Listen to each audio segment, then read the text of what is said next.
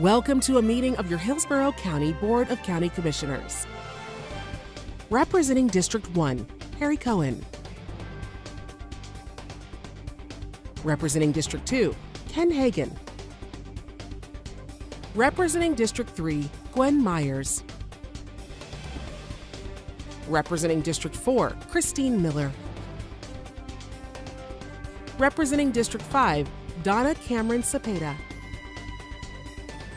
Representing District 6, Chris Bowles. Representing District 7, Joshua Wostel. The County Administrator is Bonnie Wise. The County Attorney is Julia Mandel. Time is set aside at the beginning of each meeting for citizens to speak on any issue. So we have time for everyone. Speakers are asked to limit their comments to 3 minutes. Today's meeting is brought to you with closed captioning by Hillsborough Television. Good morning and welcome to the February 18, 2026 regularly scheduled board meeting of the Hillsborough County Board of County Commissioners. Would everyone please rise for the pledge and invocation given by our chaplain, Commissioner Gwen Myers. I pledge allegiance to the flag of the United States of America and to the republic for which it stands, one nation, under God, indivisible, with liberty and justice for all. Oh, gracious Heavenly Father, I come to you again, thanking you for all that you've allowed this county to do. I ask a special blessing for our Strawberry Queen today that are here with us. Father, I ask you that you continue to bless all of our projects from infrastructure, housing, transportation, social services, health care, that we continue to help all of our citizens in this county. In your holy name I pray, amen. Thank you, Commissioner Myers. I'd like to read into the record from Commissioner Harry Cohen. Due to an unforeseen scheduling conflict, I'll be unable to attend today's BOCC meeting. I apologize for any inconvenience this may cause. Please read this memo into the record. Thank you. And with that, we have one very special proclamation that we look forward to presenting every year, and it will be presented by Commissioner Miller. Thank you, Mr. Chair.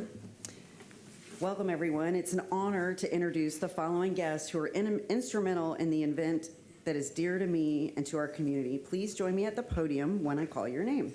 Mr. Kyle Robinson, President of the Florida Strawberry Festival. The Florida Strawberry Festival Queen, Layla Rothman. Her first maid, Marley Mueller. Court members, Cadence Cape. Court member, Addison Griffin. And I'd also like to acknowledge Addison Pope, who couldn't be here with us today. She's feeling a little under the weather.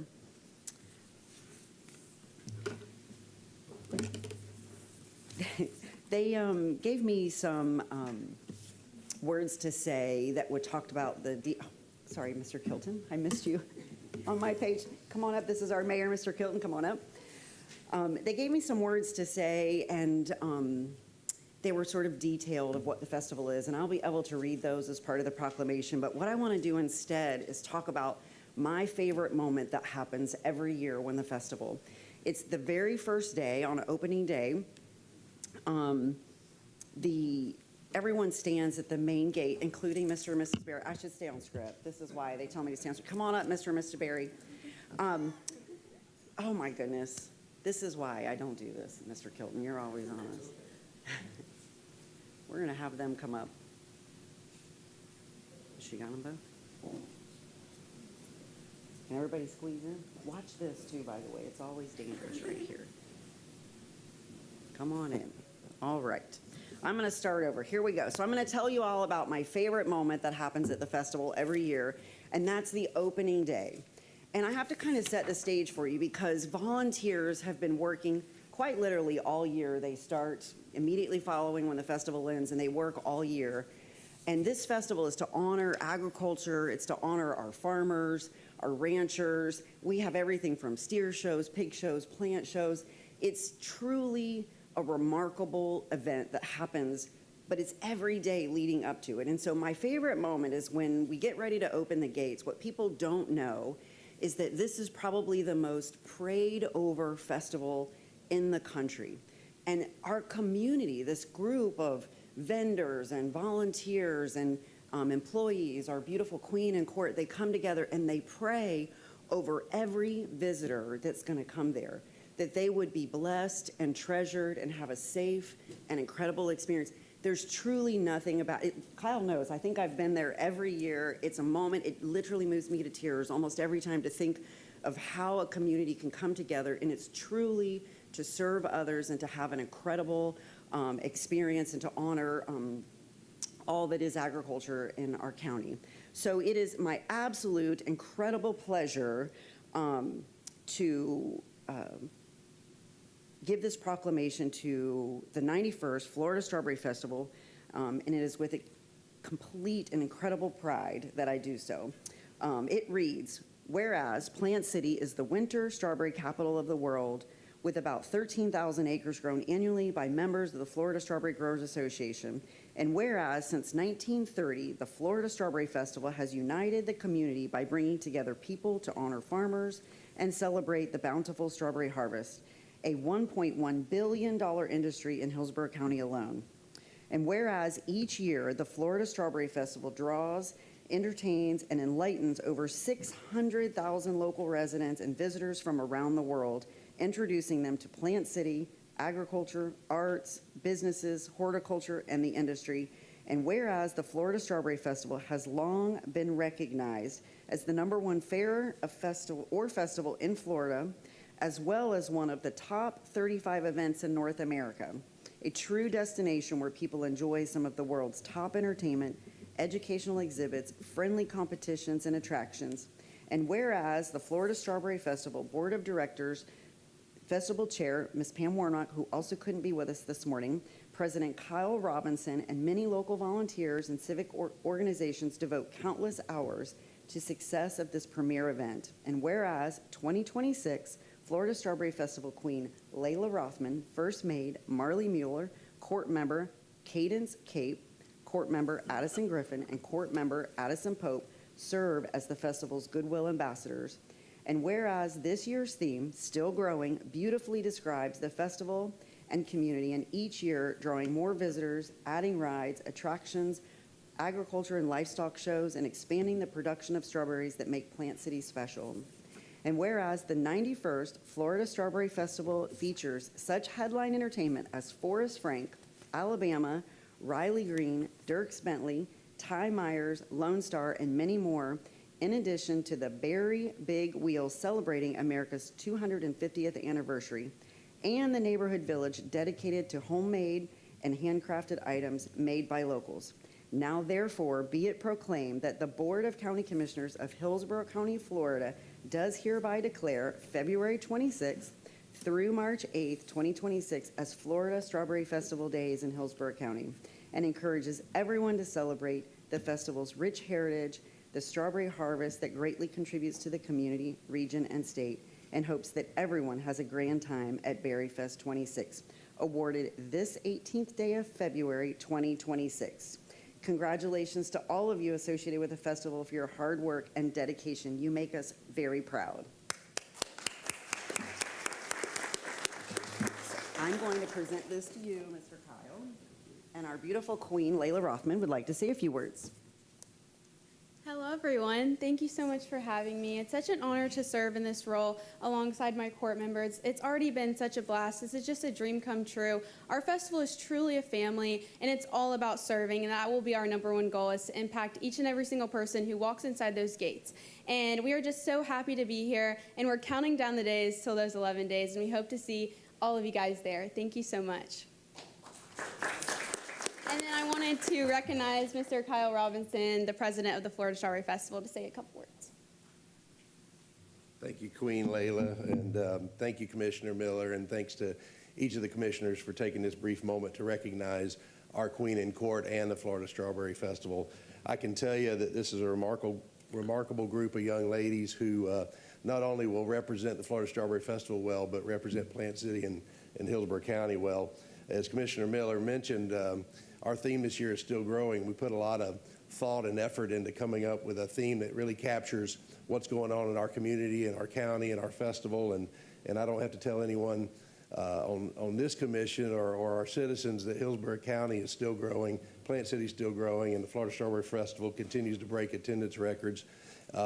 We do want to recognize that despite our growth in this community, the strawberry industry is alive and well, $1.1 billion economic impact to our community, and we should never forget how important our strawberry growers are, particularly in a time of hardship and freeze this year that they've experienced, but they're resilient, and they'll bounce back, and we'll have a good strawberry harvest. And that's what the Strawberry Festival is all about, supporting agriculture, supporting our youth in agriculture and the strawberry industry. And so thank you for taking this brief moment to recognize our court and the Strawberry Festival, and we hope to see you at the Florida Strawberry Festival this year. Thank you.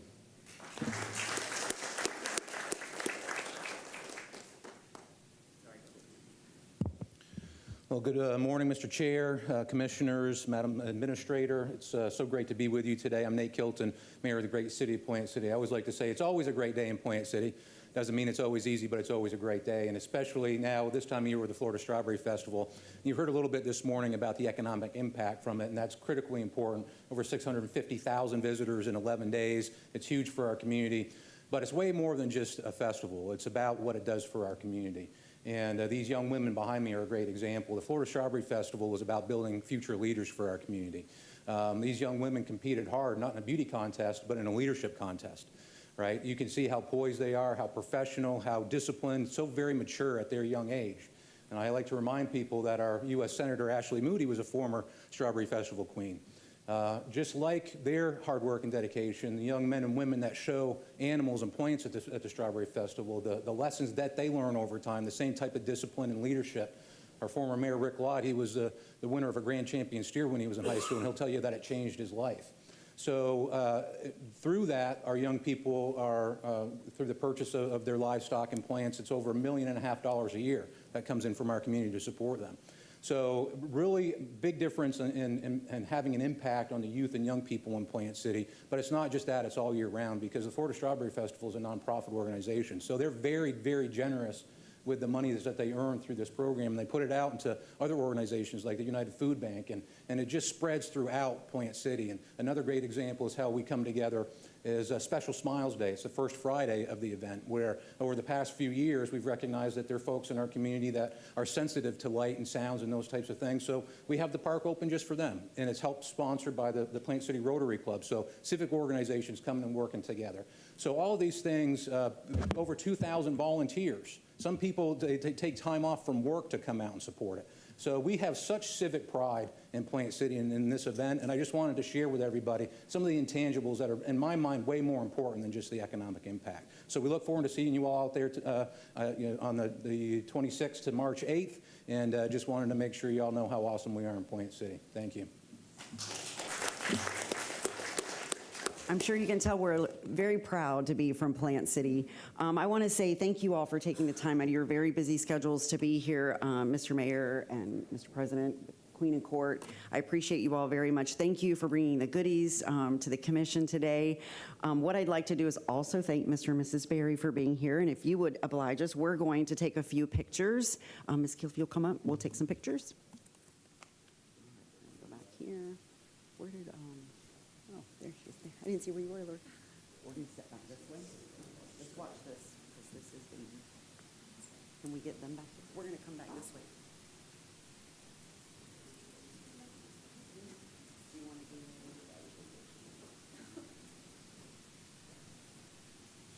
Can you get us all that we need to be later?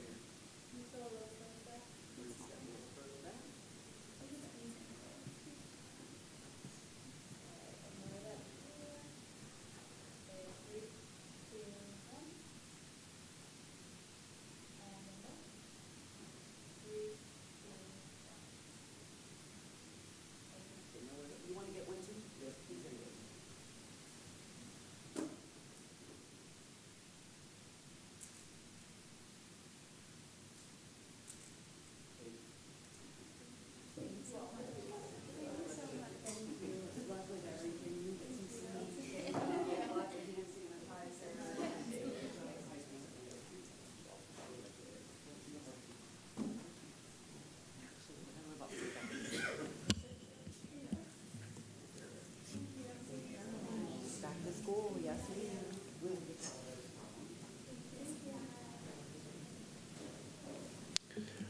right, thank you, Commissioner Miller.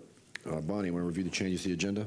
Thank you. Good morning, Commissioners. We have one item for board consideration pursuant to Rule 13 of the Rules of Order by Commissioner Miller. It's item F3.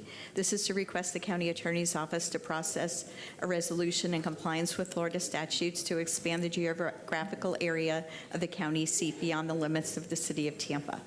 We have two items that have been deferred to March 4th. The first one is A9, which is the Hillsborough County Film and Digital Media Incentive Award Agreement, and the other is A10, which is the first modification agreement to an existing contract with J&M Materials of Riverview.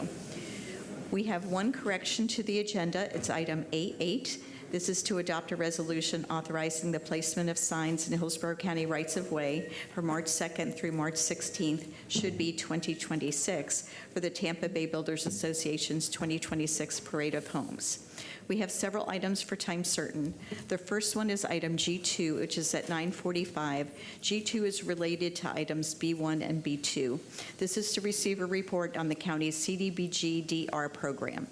Item B1, related to items B2 and G2, also at 9:45, is to approve the proposed CDBG-DR single-family housing program.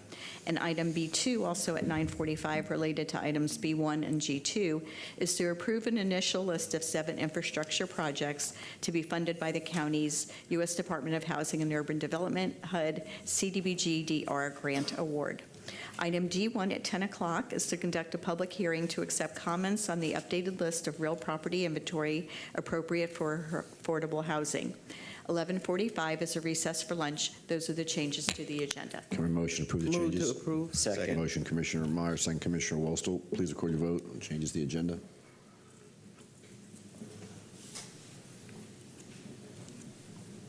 Motion carried, 6-0. All right, the board will go on to the public comment portion of the agenda. And the board welcomes comments from the citizen about any issue or concern, or your opinions are valued in terms of providing valuable input to board members. However, it is requested at the same time you address the board. Comments are not made directly at staff or the board members, but rather the issues. We set aside 45 minutes for public comment this morning. The chair will call on speakers in the order in which your name you've signed up. When addressing the board, please state your name. Each person will be given 3 minutes. This morning might be a record. We only have 3 individuals that have signed up to speak. First speaker is Denise Herndon, followed by Tom Cobert, and then Sergrit Doss. Ms. Herndon.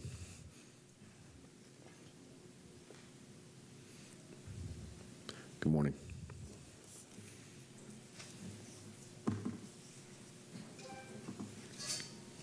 Good morning. I'm Denise Herndon. Somewhere late 1999, 2000, a young mother came up to me and asked me my side of the story that people were saying about me at Oak Bridge Run condominiums. And I says, if you want the truth, look in our records. She goes, well, where do I look? And I told her exactly where I looked, because the financials don't tell you anything. Now, here in Hillsborough County, HCA Brandon Hospital has hacked medical records. I saw that when I was a respiratory therapist there. And now my medical records from HCA Brandon Hospital have been hacked into. Hillsborough County can't do anything about that.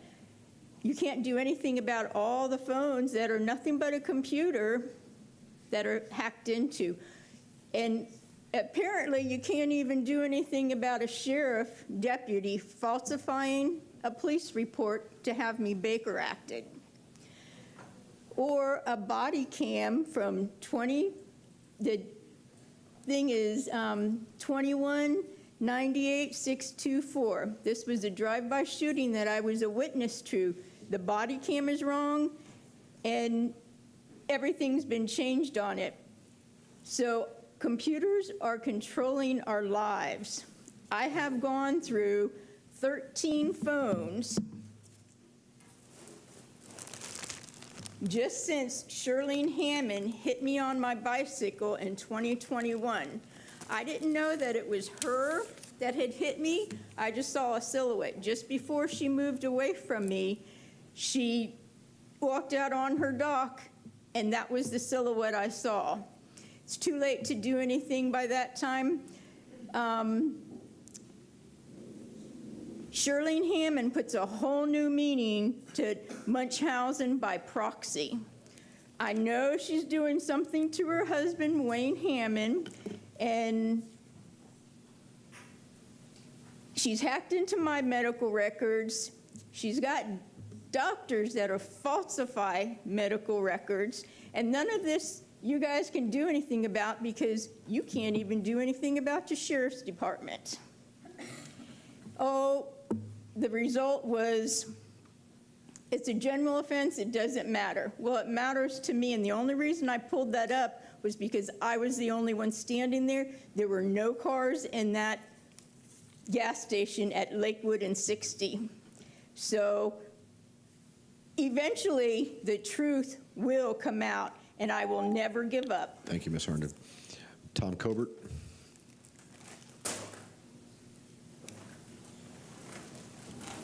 Morning, sir.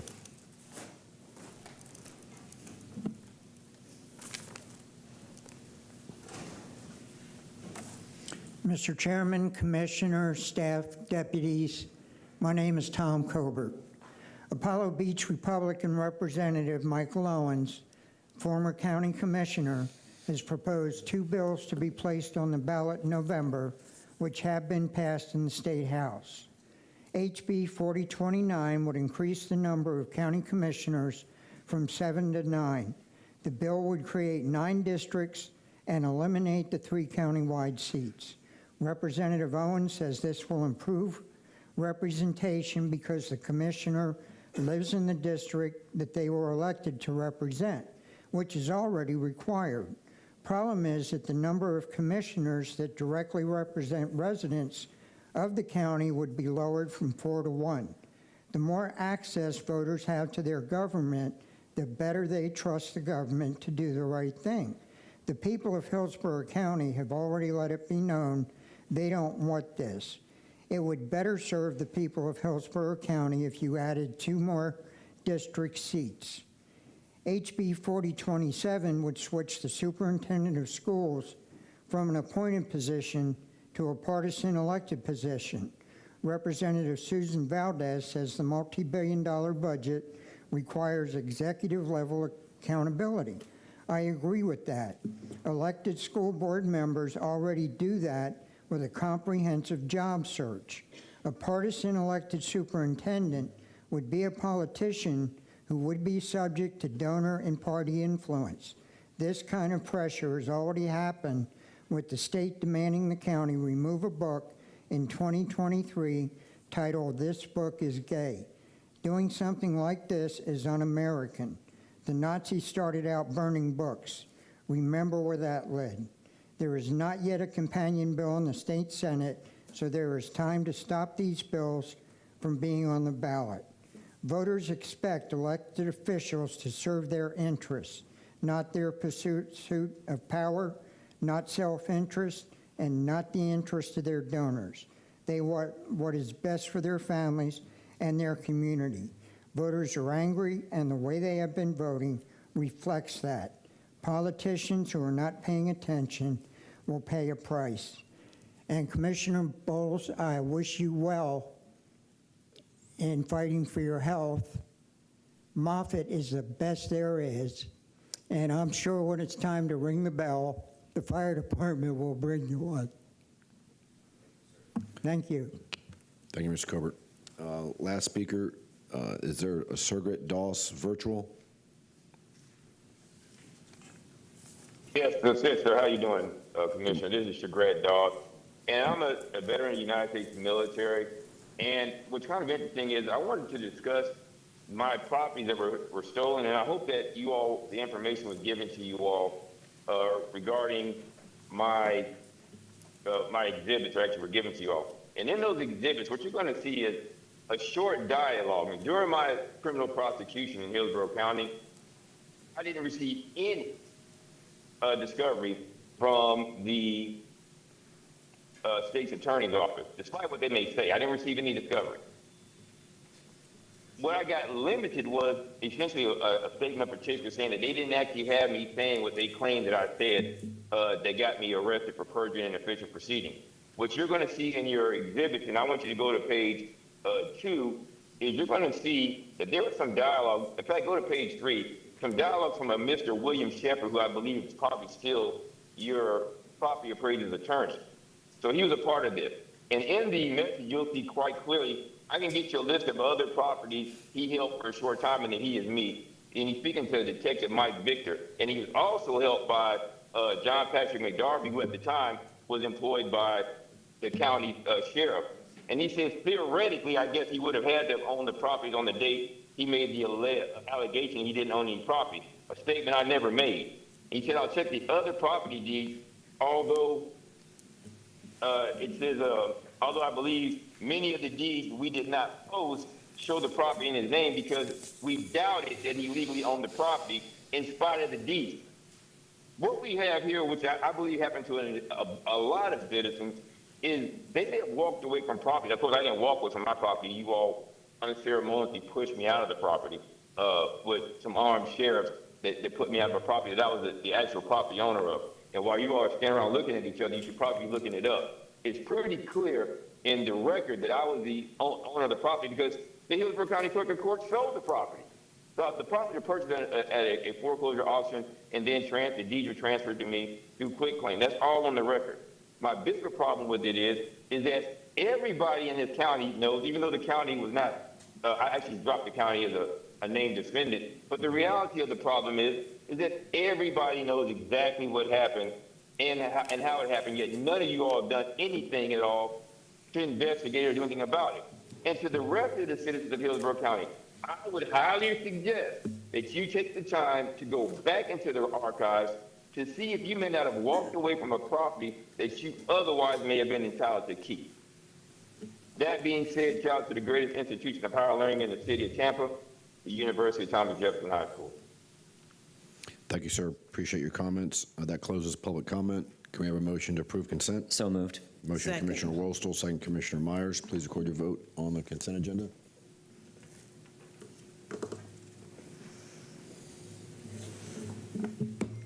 Motion carried 6-0. Bonnie, want to introduce first item? Yes, we still have some time before our time certain, so we can go to the regular agenda, item B3. This is to approve an agreement, a modification agreement. This is regarding the Gibsonton Septic-to-Sewer conversion project. And Lisa Ray with Water Resources will present this item. Morning.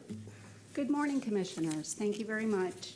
I am asking for your approval on agenda item B3. This is to approve the second modification to the construction manager at risk agreement with Rickman Construction of Florida,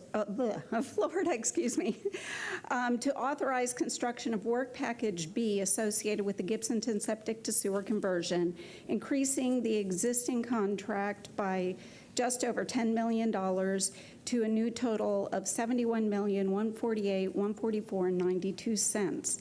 This is GMP number 2. We are incorporating $8 million of budgeted funds in this year's CIP, as well as $2 million that will be reimbursed to us as part of an EPA grant.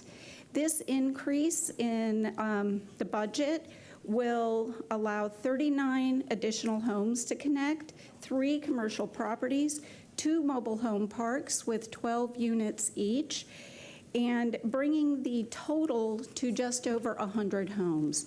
The initial expense has mainly been in the construction of the required lift station for this project. And with that, we ask for your approval.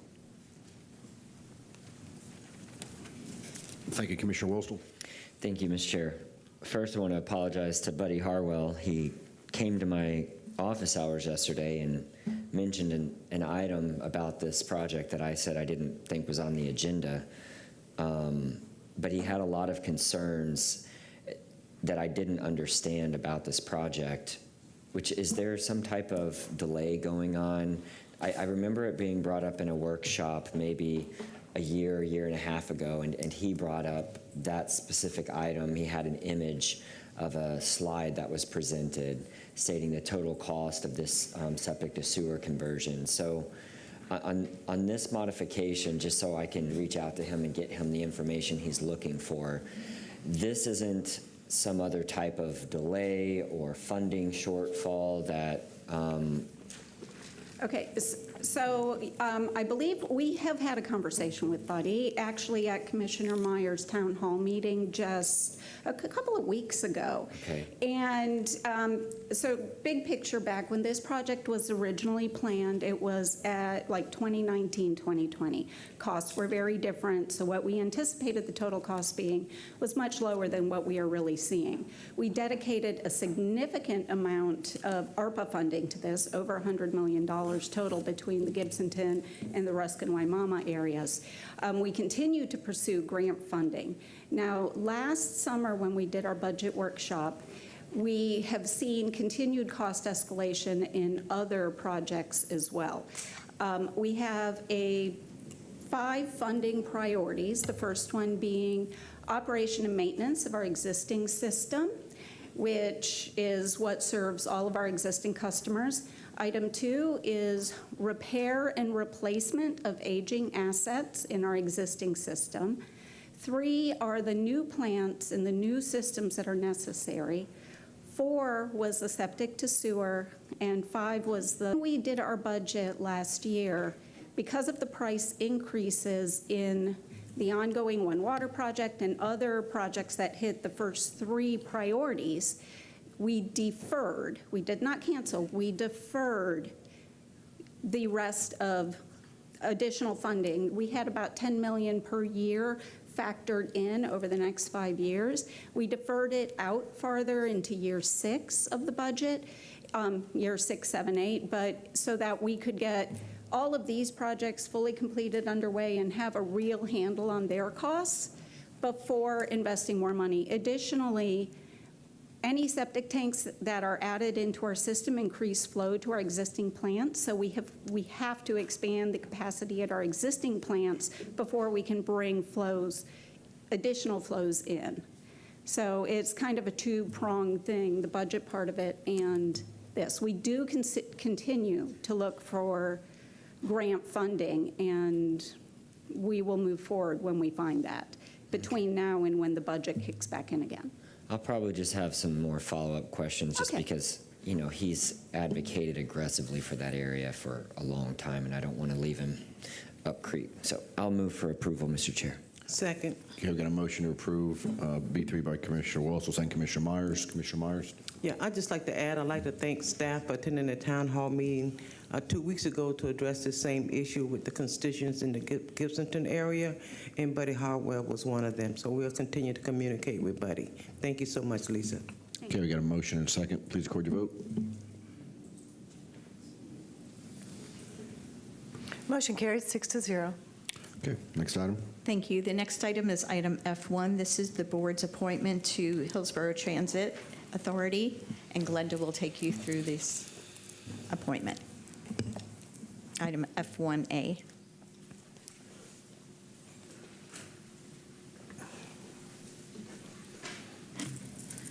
Good morning, Commissioners. Today we have the Hillsborough Transit Authority, HART. We have 1 vacant position. This appointment requires unincorporated residency, and all applicants' residency has been verified. Commissioner Hagan, please choose one. Number 3. Commissioner Miller? 6. Okay. Commissioner Myers? 3. Commissioner Cameron Cepeda? 6. Commissioner Bowles? 6. Commissioner Wostel? 6. Okay. Number 6, Ron Rico Smith. All right, can we have a motion to confirm? So moved. Motion Commissioner Second. Walsall, second Commissioner Myers. Please record your vote.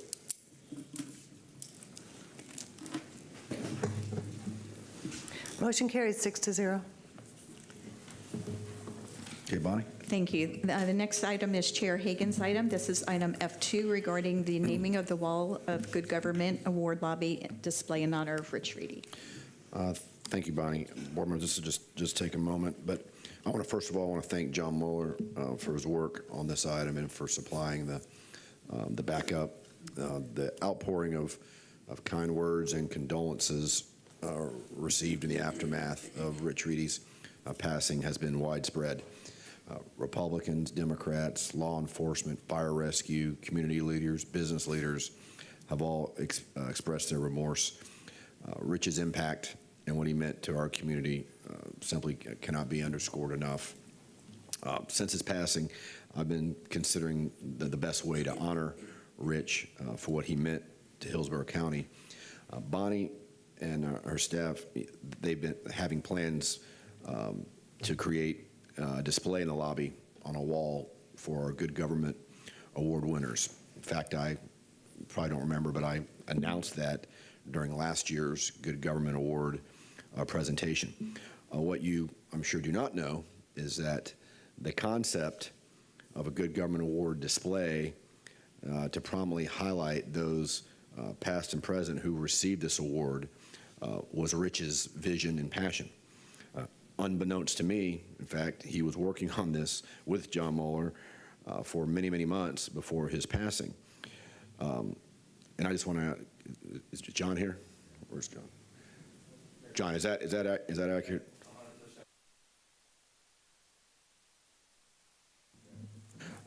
So in consultation with Bonnie and with John, I thought it would be appropriate to name the wall in honor of Rich and to have a separate plaque highlighting what he meant to Hillsborough County. And I think the display in the backup looks extremely nice and first class. So what I would like to do is to pass the gavel to the Vice Chair and just make a motion that we approve the dedication of a display space in the County Center lobby to honor and recognize the recipients of the Ellsworth G. Simmons Good Government Award in honor of Rich Reidy, former Commissioner Aide for District 2. Second. Excellent. Commissioner Myers? Thank you, Madam Chair. To Chair Hagan, yesterday I had the privilege to go up to the 26th floor. Back in my days when I was an employee here, we did the same thing for Robert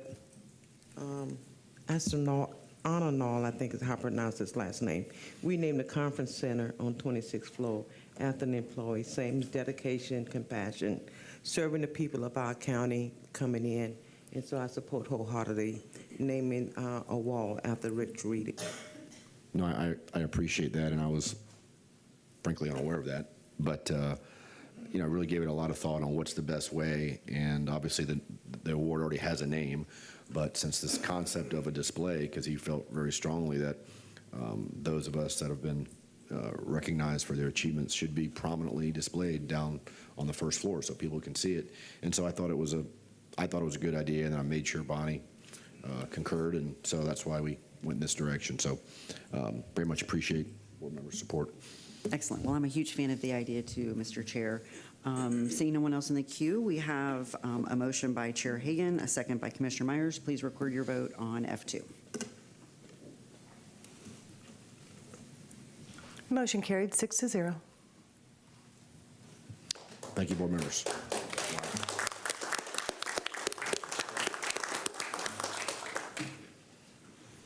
Okay, Bonnie. Alrighty, the next item is item F3. Commissioner Miller, this is your item regarding expanding the geographical area of the county seat. Commissioner Miller. Thank you very much, Mr. Chair. This item is simply about bringing governance back to all of the residents of Hillsborough County. Shortly after we voted to move the sheriff's headquarters to a new location that checked all of the boxes meeting the safety needs for our county, this archaic rule was brought to my attention.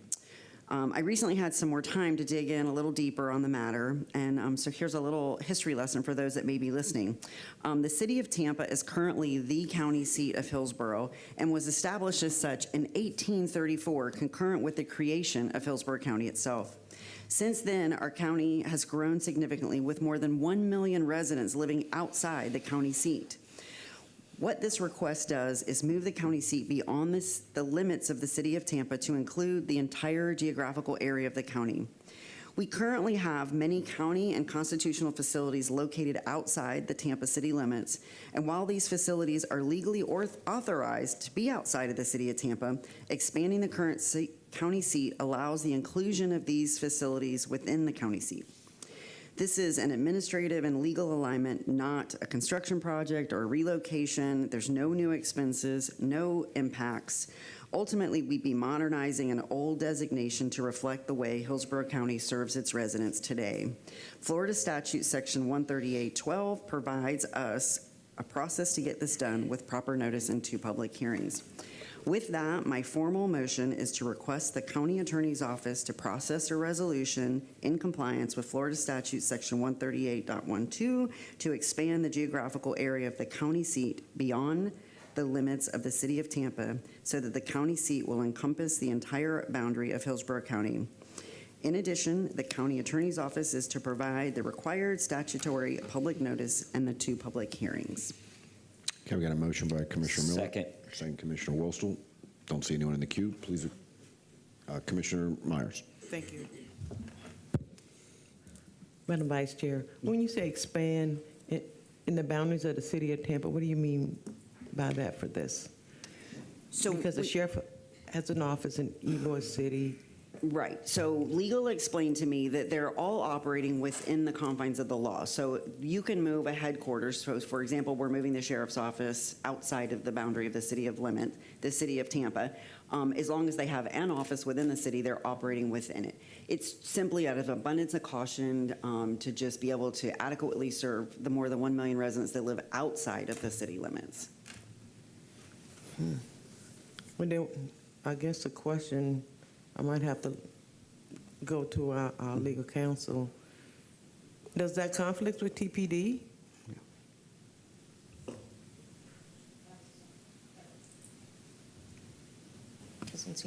Sorry about that. I was having a technical problem.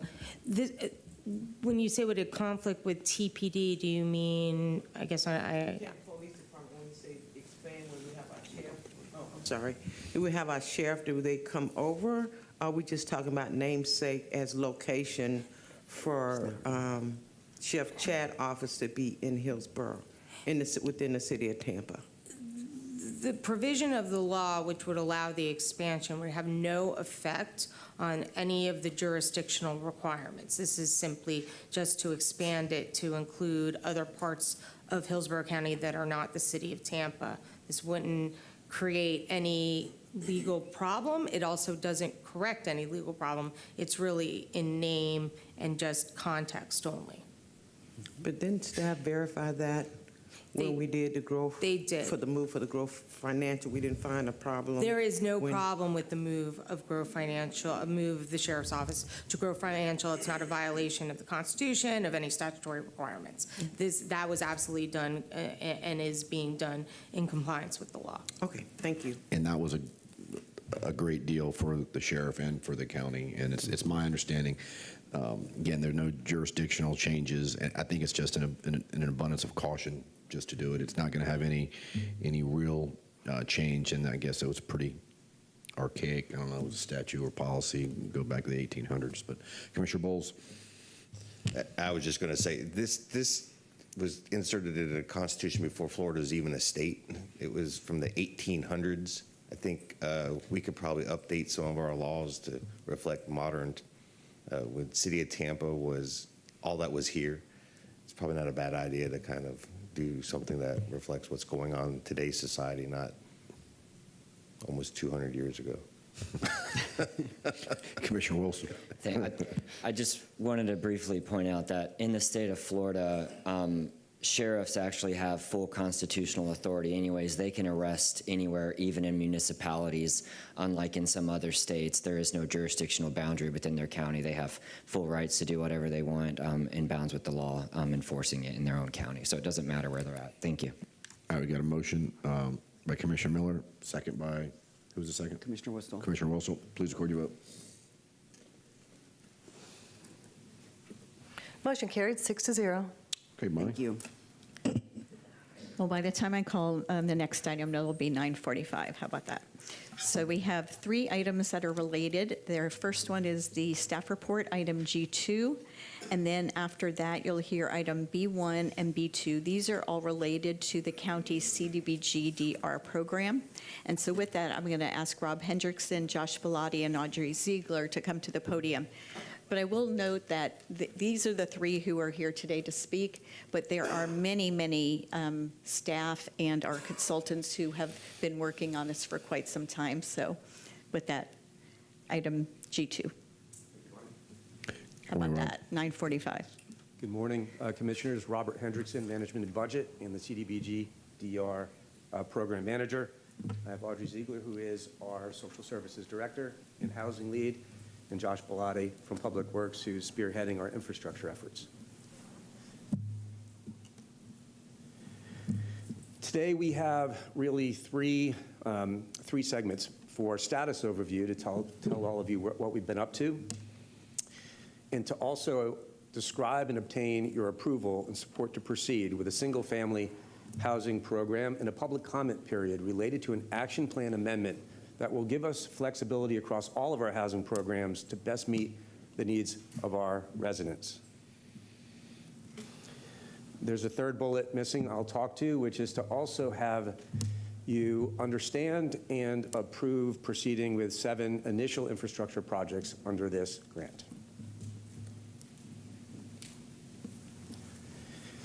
About a year ago, we were notified of an award of just north of $709 million allocated by virtue of our action plan efforts across the categories and subcategories you see before you that really dictate where we spend these funds.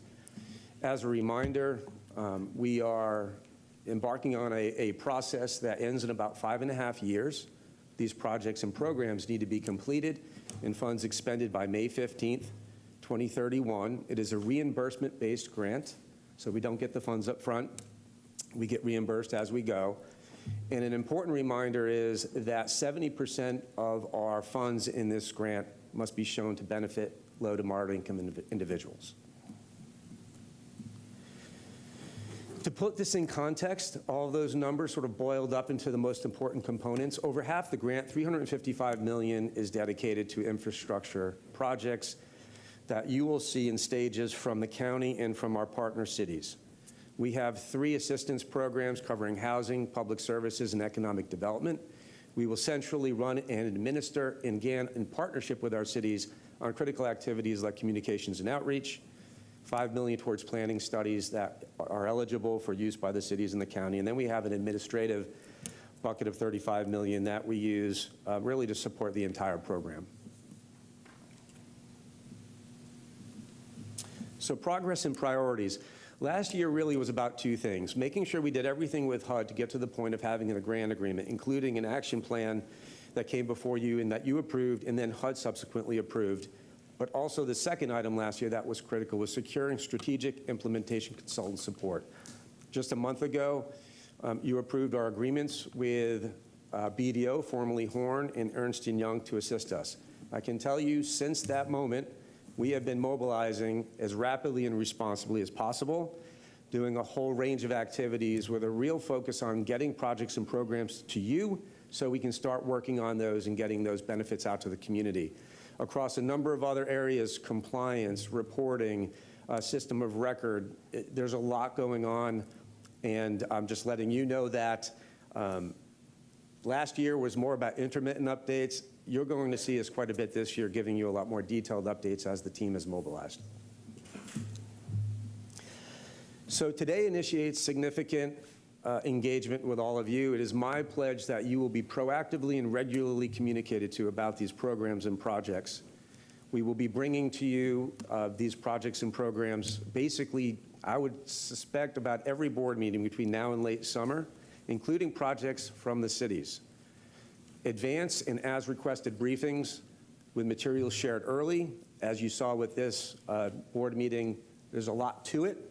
So we have this, but we also had all the backups, and then status updates every quarter. Before I hand off to Audrey and then Josh and then take your questions, I need to do a round of thanks.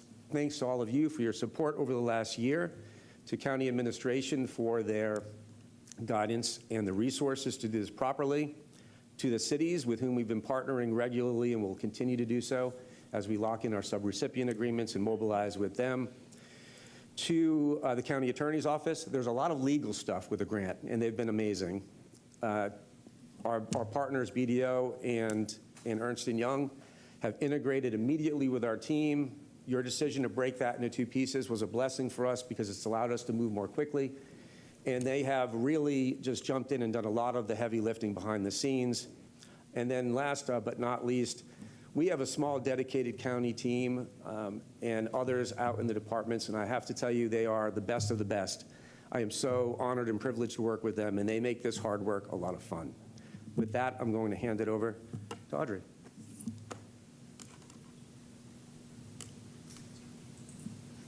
I just need to move my slide, Rob. Here we go.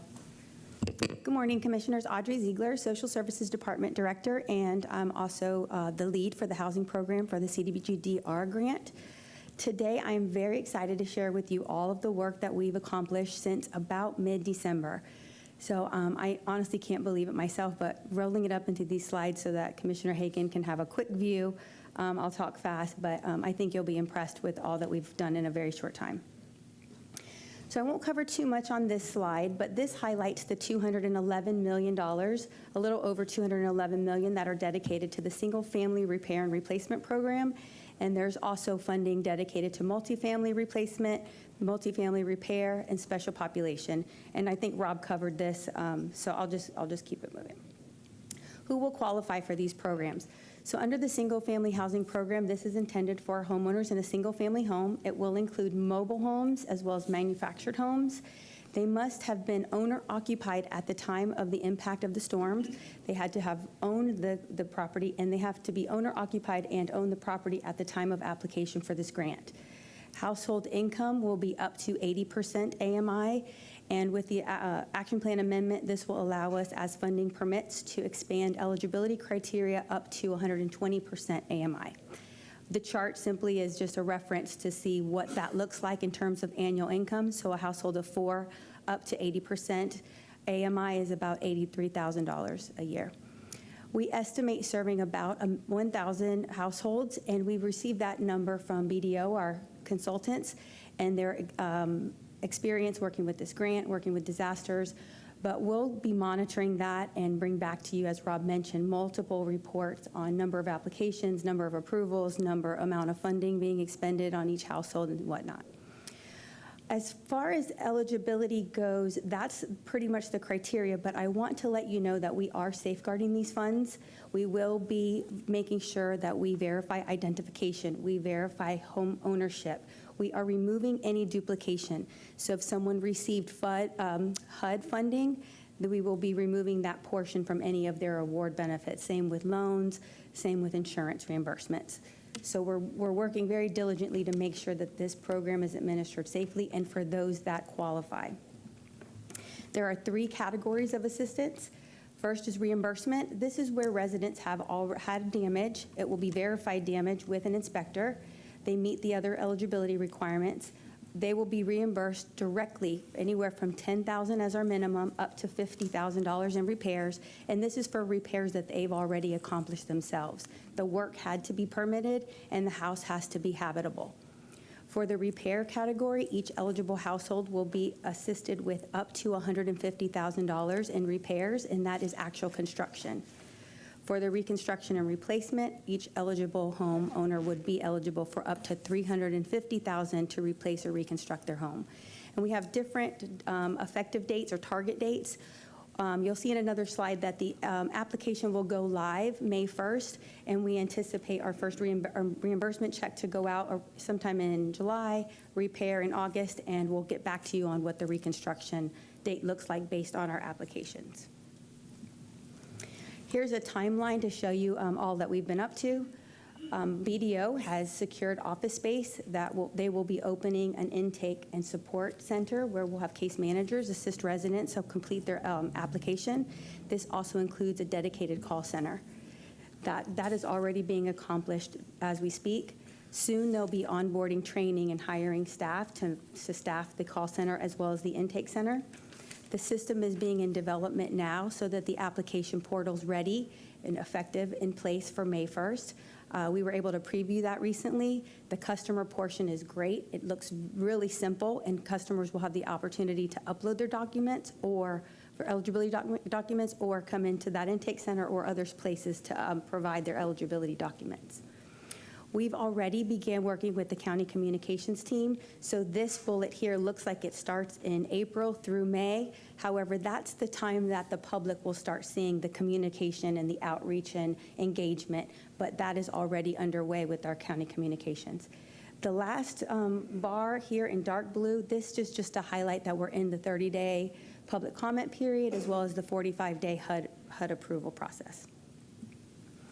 Okay, here's a little bit about what I just spoke of. There is going to be an in-person intake support center. The location's already been identified and secured. That's at 1029 East Hillsborough Avenue.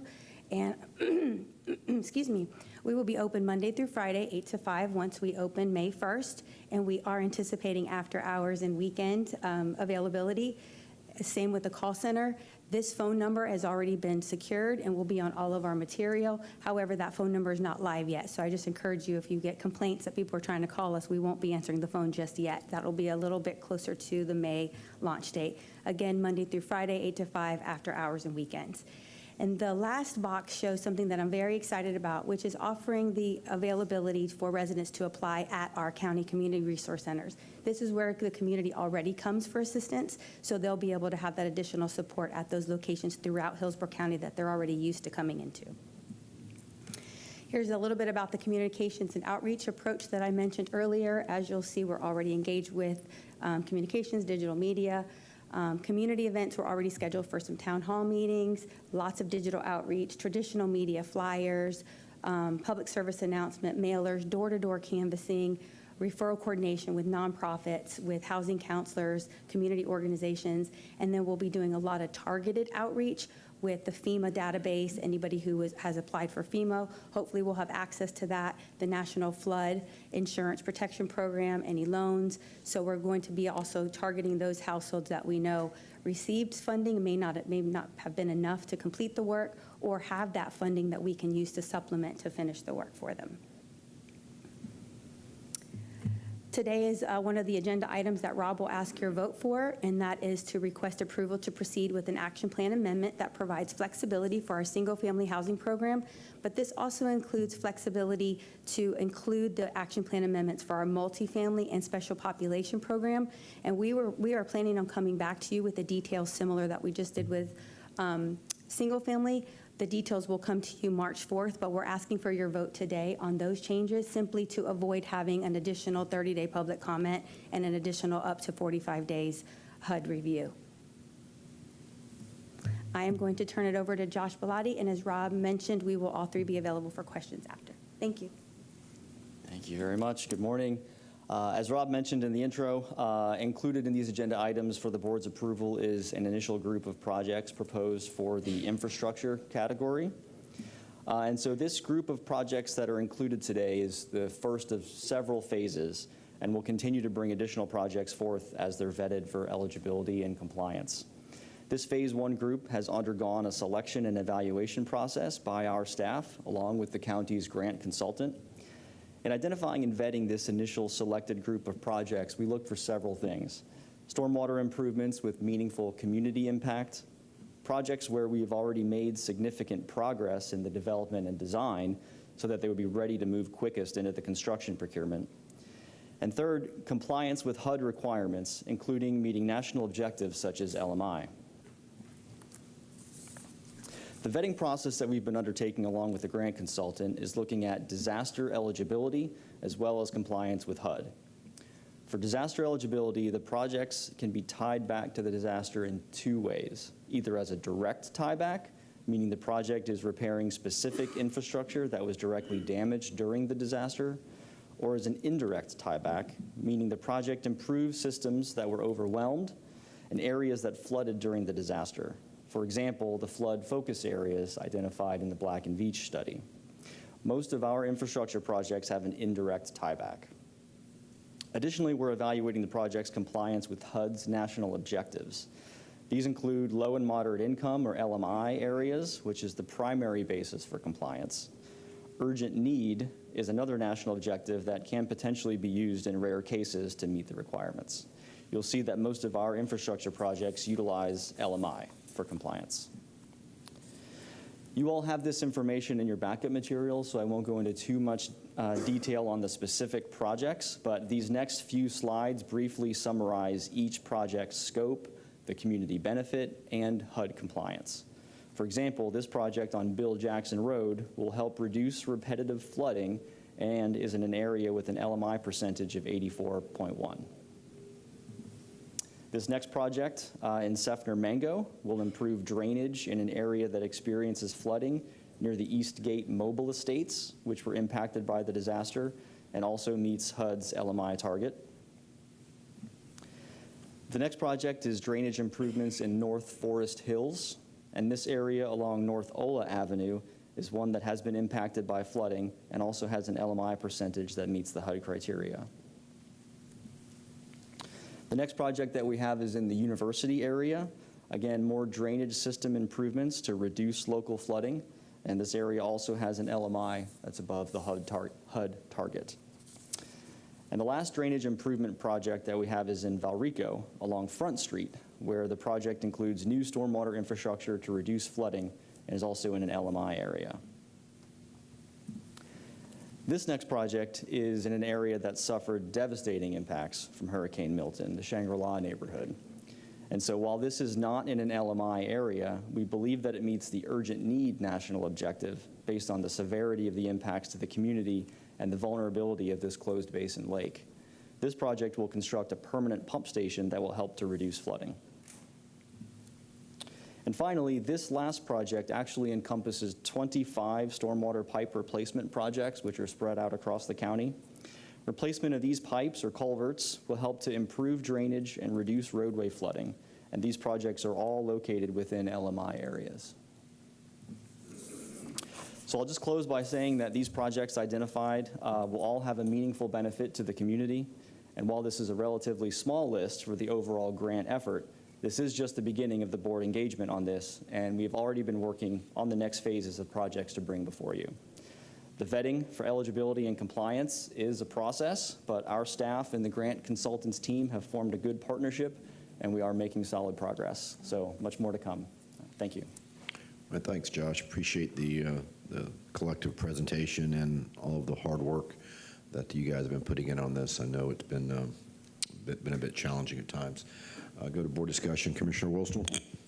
Thank you, Mr. Chair. Ms. Ziegler, you never really come to the board, but I'll take the opportunity to tell you that I think it that takes was by design. I think it takes a very special person though to be in your role, and I'll point out why I think that.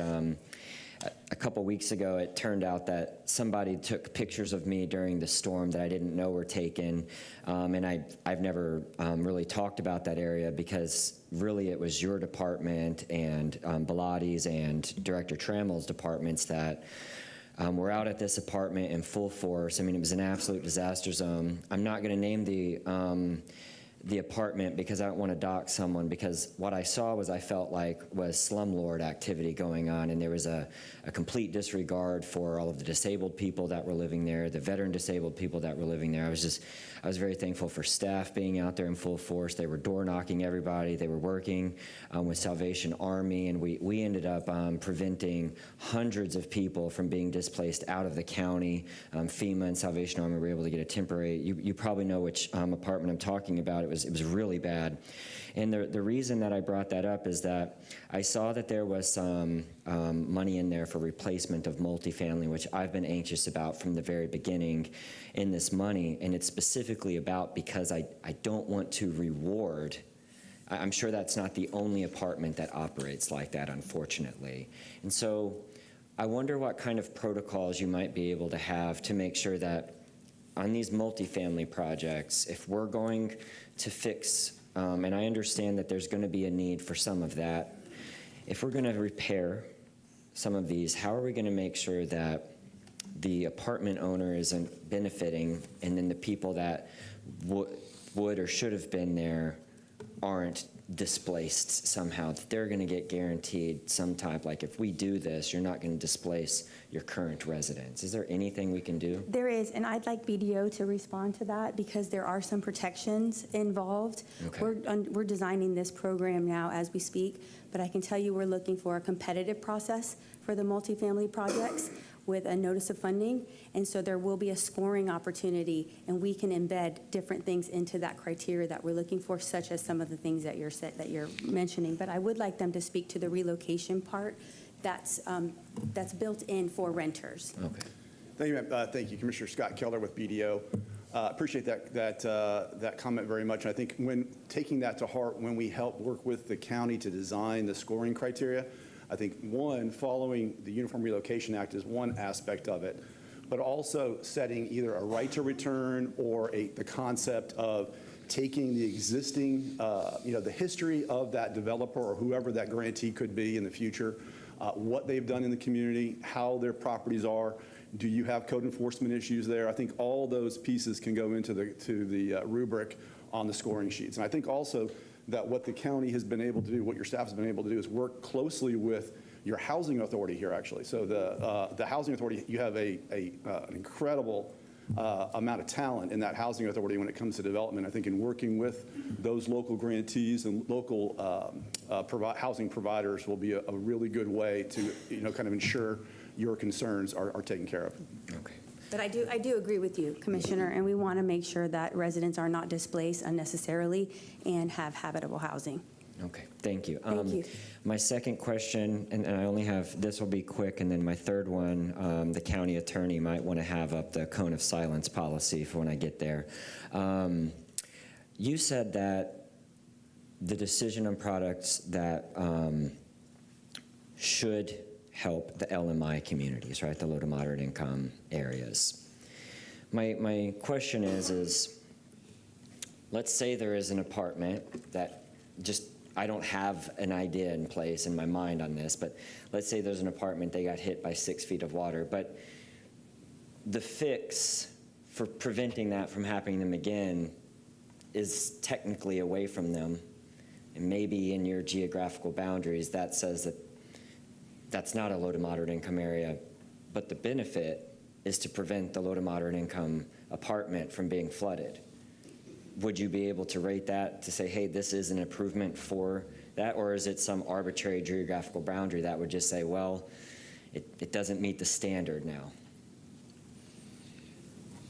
So this is where I'm grateful to have the Ernst & Young team supporting us, because I'm glad you split the kitty they really between are two. experts in how we tie these projects in. But you know what I'm saying, right? Absolutely. Because it could be a reality of where water tables are, that geographically the improvement needs to be fixed to some stormwater thing outside of that area. So yeah, we are trying to look at every possible avenue to tie needed projects into the requirements of the grant, and that's why we're utilizing this team to work with us to help do that.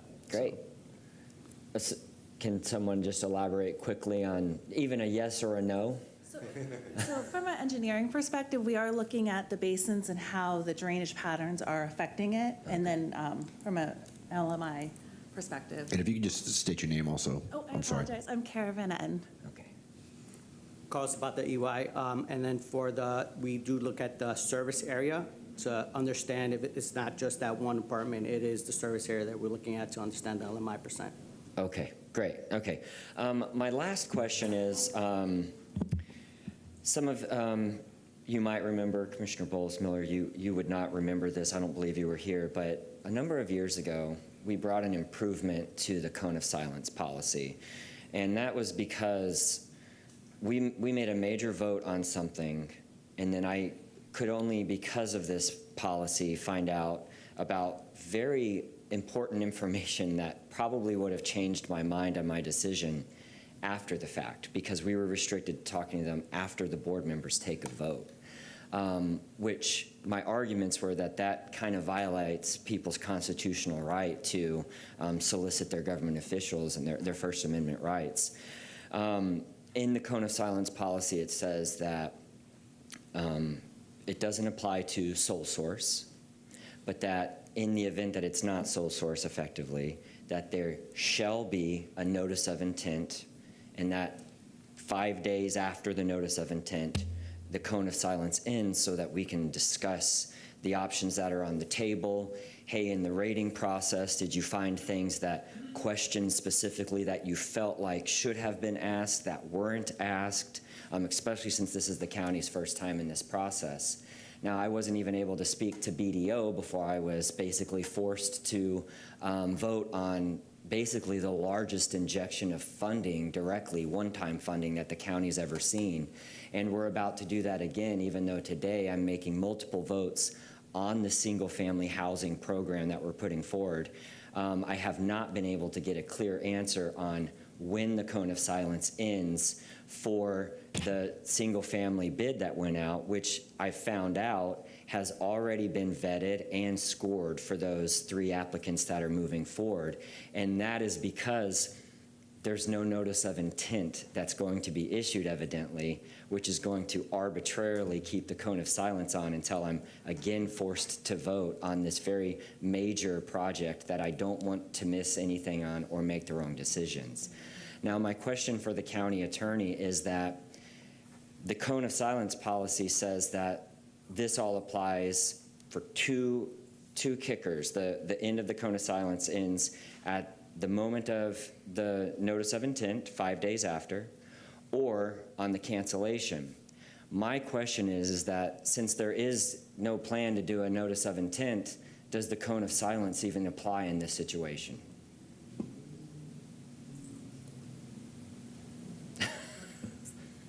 Sorry, You're building anticipation. I am. I am aware of the nature of the notice of intent with the cone of silence and how the provision was changed in your procurement manual. What I do not know sitting here is how that would impact those types of procurements that don't go through that process. So I would need to look into that and determine whether or not, one, the cone of silence would even be applicable, or secondarily, whether or not, if that is the desire of this board, to proceed forward with a revision to ensure that that cone of silence would also end at the appropriate moment in time that we'd have to determine would be in line with the notice of intent concept. So that I can't answer today, but I can go ahead and look into how this was impacted by those issues. Well, when is the item coming back? March 4th. So we would need an answer today so that we can decide whether or not this is applicable, because technically I don't even feel comfortable leaving these 3 items on the table without potentially bringing a motion, because I want to talk to the vendors. I've never heard of 2 of them. Well, the best I can offer you for at this exact moment is to see if, I believe Sam Hamilton is in the audience, for him to take a quick look and opine on that particular issue. Well, Mr. Chair, there's 3 items, I believe, today that discuss the single-family home project, so perhaps staff could get us an answer before the close of that 3rd one, until I can decide whether or not I need to make a motion on the issue. Thank you, I appreciate that. Thank you. Commissioner Bowles? Thank you, Mr. Chair. Somewhat along the same lines, may I ask you to come up again? On slide 10, I believe it was, it talked about the reimbursements, the process for that, or you had 3, reimbursement, $10,000 to $50,000 in repairs have been completed by a homeowner. And I just literally thought at this moment, because I would have asked the gentleman behind you. Oh, man. Yeah, so, and I don't necessarily have, you have an answer for it, but if we could certainly talk about, as you're working through your protocols, is it possible to make sure that, to the extent that we can, that people aren't double dipping? Absolutely. Because if there's an opportunity for somebody to get $50,000 twice on a home, it doesn't mean that they're not correct, that they didn't have damage exceeding that amount, but where their ability to, I'll call it double dip in there and grab it twice, and they got it from somewhere else and they're getting it from here, to the extent that we can vet other reimbursement avenues, that we make sure that they're not doing that, not because, again, they may not necessarily need it, but others need it as well. Commissioner, we had the same conversation with our county administrator and walked her through that and the safeguarding of the funding, and no funding will go out without first being vetted to ensure eligibility and also ensure that there was no other payer that we can subtract from the overall benefit. All right. Okay, great. That sounds fantastic. And probably one of you 2 in the back there, whoever wants to come up. The 70-30 split. Come on up, Rob. With the 70-30 split, we have 70% that has to go to LMI. You described that. Then we also have 30% that goes to. It's not bound by that restriction. So we can use it anywhere. So presumably, we could use the other 30% for the area that Commissioner Whistle was referring to. Right, we look at LMI, we look at urgent need. Are those two the same thing? Or are they out of the same bucket, let's call it? I mean, there are two ways to allow for something to be compliant, Commissioner. And we do have that 30% you mentioned, which is good to have, because there are times and there are places in the county that, have suffered impacts, but potentially aren't a high LMI percentage. The one caveat to that is, and this is both HUD recommended and sort of, as you look at other counties that have done this, everyone recommends starting with trying to get your LMI percentages as high as possible. Some even say shoot for 80, because you may end up at 70. Right. So we start there, but we don't lose sight of the fact there are other needs in the community, and at the appropriate time, we will address those and have those projects, and really the projects we're talking about, infrastructure, come through this process in the same way. So, and the 70-30% split, again, we'll just use those numbers. Numbers are, can be manipulated in certain ways. I'm not saying that anybody's manipulating, but it's just a matter of factoring, right? So when we talk about 70%, is it 70% of 709 million, or is it 70% minus the administrative cost, all the other little things down at the bottom? So we have 35 million, 5 million, 7.5 million, 15 million, all that. Is that removed and then it's 70%, or is it 70% of the total block? Because it's kind of like those don't apply to across the board to everybody, so it's kind of like off the top, like kind of the school board tax thing with CIT, it comes off the top and then everything else comes in. So is this the same way? I believe it's for all of it, but you mentioned something that I need to get you an answer on, which is administration, which isn't the type of thing that is clearly tied to a particular activity. Maybe I could default to some of my experts behind me. Is that correct? See some heads nodding back there. Yeah, I got that right. So, so administration's a bit of a different, that color of that money is a little bit different than the rest. But the other, everything else is really programs, for the most part, programs and in projects that are landing, somewhere to help someone. Okay, yeah, because 70% of 700 million versus 70% of 650. There's a few $1 million in it that maybe could go to other projects that are useful out there. Okay. So, and just to add a couple comments to that and your prior comment, Commissioner, one of the things we're building is a system of record that actually keeps a calculation of that LMI percentage, so we can set expectations with you and with our other stakeholders and make sure we're making wise choices as we start to get to points where there's less money to obligate, so we have to keep a close eye on that. And going to your prior point about duplicating benefits, we actually have a comprehensive duplication of benefits policy and a fraud, waste, and abuse policy. Both of those were required by HUD for us to even get the grant agreement signed. So that is an essential compliance item that will be implemented by BDO on housing, and then Ernst & Young has a program-wide strategic compliance role as another layer of safety. So I just wanted to add that to what Audrey said. The thing with the single-family resident, we're talking about homeowners, not like companies that own and rent. Correct, homeowners. Homeowners. Owner-occupied, yes. Owner-occupied and have homesteaded. Not like, is this second homes as well? Is this all homesteaded homes? That's primary households that were owned at the time of damages being incurred during the storm by the same person or people, family we're helping. Yeah, okay. Thank you, sir. Certainly. Commissioner Myers? Thank you, Mr. Chair. I just have a couple of questions. First, I'd like to thank staff for your overview of all three presentations. One, Audrey, when you mentioned about after hours and weekends, when you all come back, could you tell us the time frame for after hours and what weekends would look like? Yes, ma'am. So that we can share that with the public. Also, in reading all the material, I didn't see in one of my beefs that's been here, would we post signage on all of our infrastructure projects? I need to make sure with $700 million, we need to let the public know how these funds are being used. So Rob, would you make sure you and Josh, that we have signage on all of our projects so the public would know how these projects are being funded. Most certainly, Commissioner. You know, we heard this group say we do a lot of good work, but we don't always take ample credit for the good work we do. So in line with that, we'll have signage, and we're in the process of actually launching a separate county website dedicated to this grant and DR effort, linked to our main website. And part of that website will have an In My Neighborhood function by which people can geospatially find projects, see what the benefits will be, before and after photos. We're putting a lot of emphasis on those features for the reasons you say, Commissioner. And selfishly, I've instructed the consultants to make our DR website the best in the state. And I appreciate the website, but I also want the drivers, when they're driving up near the project, they'll be able to see it as well. Absolutely. Okay. Then the last thing, and Josh, we had a conversation, I want to say, last week in regarding, I know in 2023, when we had all the three major hurricanes, Helene, Milton, and Debbie, from the study.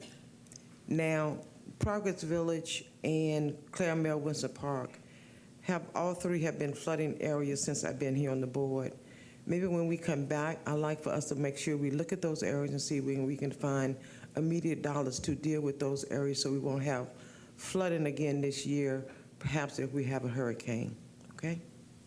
Absolutely, yes. And then the last, Josh and you and I talked about 7th Street and Temple Terrace, but I want to put it on the record that I know that you're looking into that area so that we can use CDBG-DR funding, and that brings up where the 30% might be able to look at that area for Temple Terrace. Thank you all so much. And a couple points, and I'll ask Julia for a comment. Since Commissioner Myers mentioned Temple Terrace, I know I've had this conversation with Rob and with Tom. I know they have some challenges meeting the income threshold in a lot of their area, but please continue to work with them to see what projects can potentially qualify. I know simply using the population approach that we typically do, it's not a whole lot of money, and they just have some challenges, so please keep working with them. And then, Rob, since you mentioned signage, please make sure the signs are bigger and better than the ones that typically the county puts up. They're tiny. You can't read anything. We might as well not even put these signs up. So let's do a better job with those signs, please. I've said that publicly many times. Yeah, so Julia, do you have an update? I believe Scott Stromer can address the issue that Commissioner Wastel's brought up. Good morning, Scott Stromer, Procurement Services. Yeah, after every selection committee, those results are posted, usually within a couple days of the committee meetings. And then the cone of silence would end if it's not protested. So if we don't get any challenges to that, it ends right there, so. So is it ended? Yes. Okay, because I've been asking, so that's great news. Thank you very much. Mr. Stromer? Yep. Chair, I'm sorry. Sure. What's the length of period of time for a protest period? I'm just curious. I mean, if we start talking, can someone protest afterwards? So no, once the protest period's in. So once we advertise the notice of intent for 5 business days. 5 business. 5 full business days. If we don't get a protest, then the cone of silence ends. If we do get one, it is extended until that protest is resolved. Okay? You bet. Okay, with Commissioner Myers?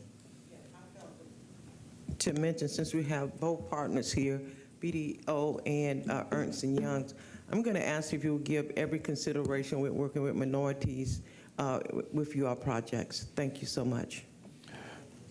Okay, we need 3 motions here. The first one is just to receive the county's CDBG. So moved. Second. Program report. Motion, Commissioner Wilstel, second, Commissioner Myers. Please record your vote.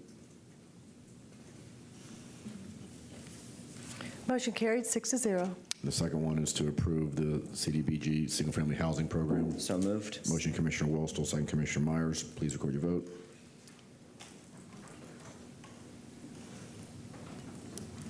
Motion carried 6-0.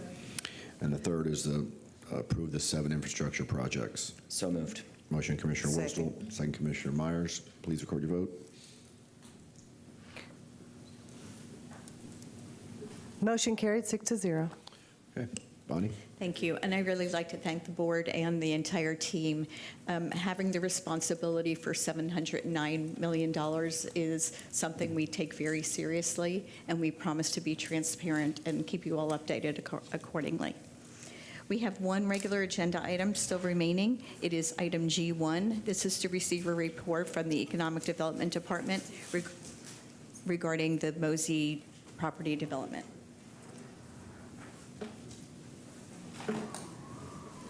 I'm so sorry, I missed our public hearing. Yep. Our time certain item D1, sorry. Let's go back to that. Public hearing regarding the updated list of real property inventory appropriate for affordable housing. Brenda Brackens will take us through this public hearing. Good morning, Commissioners. Brenda Brackens, Affordable Housing Director. We're here to present item D1, which is to conduct a public hearing to accept comments of the list of real property that is appropriate for affordable housing. As you know, Florida statute states that the county shall prepare an inventory list that is appropriate for affordable housing, and we're required to bring this list to you every 3 years, but we certainly can bring it to you for updates as needed. Please note that 3 of the properties have been awarded to organizations through the RFP process. Those properties are Ehrlich Road, Town Center Boulevard, and Knoll Pine Way. At the direction of the board, we're requesting that 2 additional properties, Sheldon Road and Gray Pines, be removed from the inventory list. In addition to conducting the public hearing, we're also requesting that you approve a resolution to adopt the updated list and authorize the removal of properties that I just mentioned. And lastly, close the public hearing period that began on February 4th. This is a public hearing. And thank you. This is a public hearing of 5 individuals signed up this morning. First one is Scott Gonzalez, virtual, followed by Denise Herndon and Lois Price. Is Scott on the phone? Yes, I am. Good morning, sir. Good morning. My name is Scott Gonzalez. I'm the current president of the Town and Country Park Civic Association. Now, it's my understanding that per your January 21st meeting, that you recommended that the property at Sheldon Road and Water, is the former water treatment plant, approximately 16 acres, be removed from consideration for the affordable housing infill program. And I'm here to tell you today that the board of the Civic Association supports that recommendation with due consideration to the infill program. If this board, the County Commission, is resolved to increase rooftops and affordable housing options in our neighborhood, then I think you should start with the shopping center properties in our area, many built in the 1960s or later, before there were stormwater standards. In Town and Country, there are dozens upon dozens of acres of uninterrupted asphalt and rooftops, 99% impervious, and you should encourage redevelopment to modern mixed-use retail residential with modern stormwater standards. That would significantly improve our economic and environmental resiliency. And I think you should use some of this community development block grant funds to encourage that. It'd be a win-win for commercial property owners and the residents. Now, some 2 years ago, to the property in question, the board of the Town and Country Park Civic Association voted unanimously to advocate for a park at this property, and that's what we would like to see happen. We've organized a coalition of neighborhood organizations to include River Oaks Estates, Fountain View Estates, Pat Acres, 12 Oaks, Baycrest Park, and Bayport. And we're still working on that. But what we would like to see here is green space, preservation, recreation, and if it improves our stormwater capacity, that would be a bonus. So thank you very much. Thank you, sir. Appreciate the comments. Denise Herndon, followed by Lois Price and Lori Jones-Oluku. Good morning. Good morning again. I'm Denise Herndon. I bought my property on Gornto Lake Road in 1999, and I had gone to my first town hall meeting when they were wanting to expand Gornto Lake Road south. At that point, it dead-ended just after the Sam's Club and at that time Buddy Freddy's. Well, now the one that you're wanting to remove on this item is the Town Center Boulevard, which is supposedly a affordable housing. It's 77 units, 39 are one bedrooms, 26 are two bedrooms, two bath, 12 are three bedrooms, two baths. That's minimum 144 parking spots. There's not enough. I was told and under the impression that this whole area was going to be a conservation area.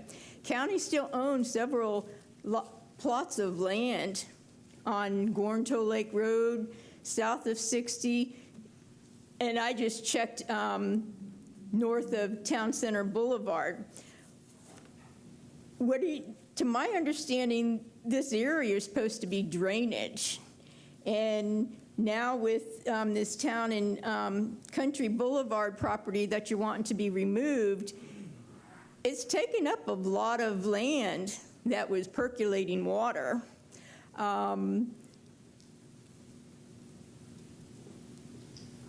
Are you guys coordinating with the group of people that just come up? Because there's a lot of properties, and one of them is near Cinnamon Cove, which had some flooding issues. Oak Bridge Run Condominiums was my first owned property. They've had flooding with just bad rains because they are the 12 to 14 inches below 56th Street in between Fowler and Fletcher.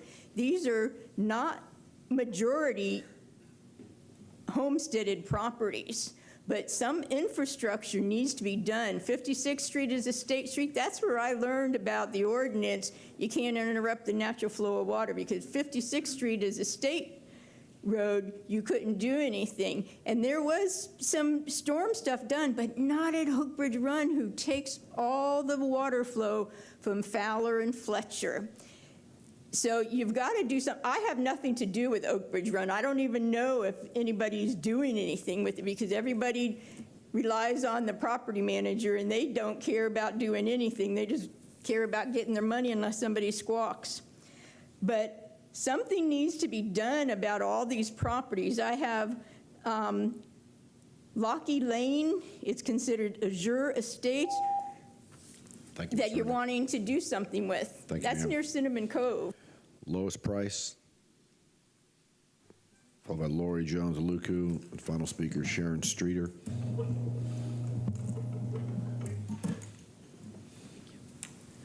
Good morning.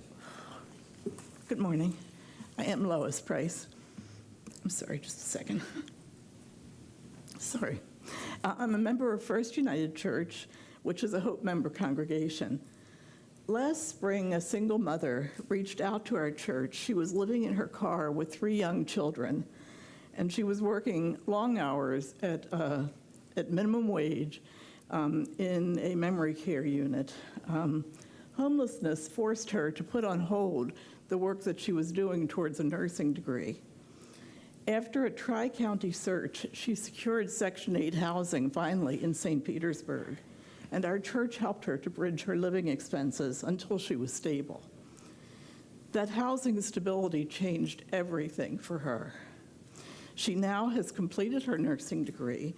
She works full-time as a nurse. Her children are doing much better both physically and emotionally, including her 7-year-old who underwent cardiac surgery and is now back to school in a gifted program. Affordable housing is not theoretically beneficial. It is transformational for families like this. I was really encouraged to hear the CDBG-DR project report. It's exciting to hear about that. My understanding, though, is that the project does not significantly increase the supply of affordable housing when it's compared to 2024 pre-hurricane needs. We still have a housing crisis. But I'm here today primarily regarding the removal of the Sheldon Road parcel from the affordable housing inventory. My understanding is that about $2 million of the Affordable Housing Fund was used to acquire that property for low-income housing. If the site is not suitable any longer, I do respect the need for sound land use decisions and fiscal decisions. However, I respectfully ask, if this parcel is removed, how will the county ensure that we do not lose affordable housing capacity? Specifically, how will the $2 million invested be preserved or redirected so those funds continue advancing affordable housing goals? We need both responsible stewardship and sustained commitment. Thousands of families in our community, like the family that I just described, depend on it. Thank you so much for your time and your consideration. Thank you, Ms. Price. Laurie Jones-Aluku. And the final speaker will be Sharon Streeter.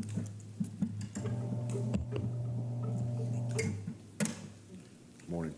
Good morning, Commissioners. I am Laurie Jones-Aluku. I'm a resident of Hillsborough County, and I'm back here again to talk about the issue of affordable housing. It's having a negative impact on people's ability to find homes and live comfortably in our community. And I always love to share a personal story. So I live in the Pebble Creek community, and it's a beautiful neighborhood. It's lovely, it's quiet, it's peaceful, and I live there for that reason. Recently, I was driving home, and I looked over in our beautiful little park, and there was a guy sleeping in the park, and my first thought was, wow, this guy, there's a homeless guy in my park. And usually, of course, I'm accustomed to seeing that when I'm downtown, and I thought, oh, this is one of the folks who's been priced out of his apartment. He probably could only afford maybe his car. There's so many people who are limited, and especially in my neighborhood where the rents have gone up so much since COVID. I just, of course, I didn't pull over and have a conversation, but I know the struggles that families are having. They're choosing between paying for their children to eat, and some parents are choosing not to pay their utilities to pay their bills. But then right in my own backyard, I said, oh, well, this is in my face now, and I still can't forget that we have an affordable housing crisis in our community. So that's why I'm here today. And I understand that the Sheldon Road property is being removed from the affordable housing inventory list due to issues that make it unsuitable. That's true. But we also know that it was purchased with $2.1 million of the affordable housing funds. And this is why we're here to ask that the $2.1 million be put back towards affordable housing. Otherwise, your actions today are taking away funds that were committed towards low and very low income families that desperately need affordable housing because people are struggling, and right now it's in our own backyards, even in the coziest of neighborhoods here in Tampa. Thank you. Thank you, ma'am, for your comments. Last speaker, Sharon Streeter.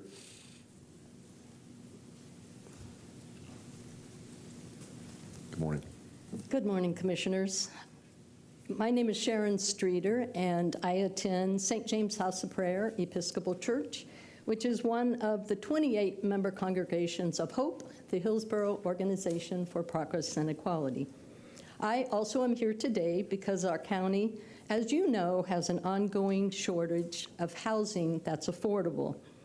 I understand that 5 properties are being taken off the county's affordable housing list upon your decision today. And one of these properties, as mentioned before, is that Sheldon Road property, which obviously has some problems to create housing on it. But since the $2.1 million of the county's affordable housing fund was used to acquire it for affordable housing, and it is no longer going to be used for that purpose, as far as we know, it makes sense to allocate at least the amount of money spent to purchase it to be used for affordable housing in the future, especially for the low and very low income families who struggle the most. We see, though, that there are also many, many properties on the county's affordable housing inventory list, and though most seem to be single-family empty lots, will you let us know if these properties have any active plans or an RFP process underway to develop housing on the properties still on the list? This can help us understand better what work is occurring to meet the affordable housing needs. One property of particular interest still on that list is 12701 North Florida Avenue. 3 years ago, the county also purchased this property with $1.9 million of county's affordable housing fund. This property is an ideal site for future development of housing that's affordable for working families with low and moderate incomes because it is 2.7 acres, which could do multifamily units. It has an existing infrastructure. It is close to jobs, and importantly, it is already on a bus line. When this property was up for sale, a church who wanted to develop affordable housing on it, though the county acquired it for housing, yet we're not aware of any action being taken. So the county-owned properties and potential funding are strong tools to meet our needs. If the county removes property, please ensure remaining properties allocate monies previously spent on the Sheldon Road and others for affordable development to meet the housing needs and potentially this viable North Florida Avenue property. Thank you, Ms. Streeter. Thank you very much for your time. Appreciate your comments. All right, that closes the public comment period. Commissioner Wostel. Thank you, Mr. Chair. I originally brought this item. I just want to thank Mr. Mueller, his department. He worked a lot with me on this issue. I appreciate it. And for the town and country community, I know that Commissioner Cohen's also not here today, but I know that he was involved and supportive of this from the get-go. These folks have actually been reaching out to me before I was even elected about this piece of property. So I will move for approval. Thank you. Okay, we've got a motion to update our inventory list reflecting the removal of those two properties by Commissioner Wostel. Second Commissioner Miller and Cameron Cepeda. And I just want to say I wholeheartedly support this. I know there's been interest on both properties from the private sector to do some different uses, so fully support it. Motion second. Please record your vote.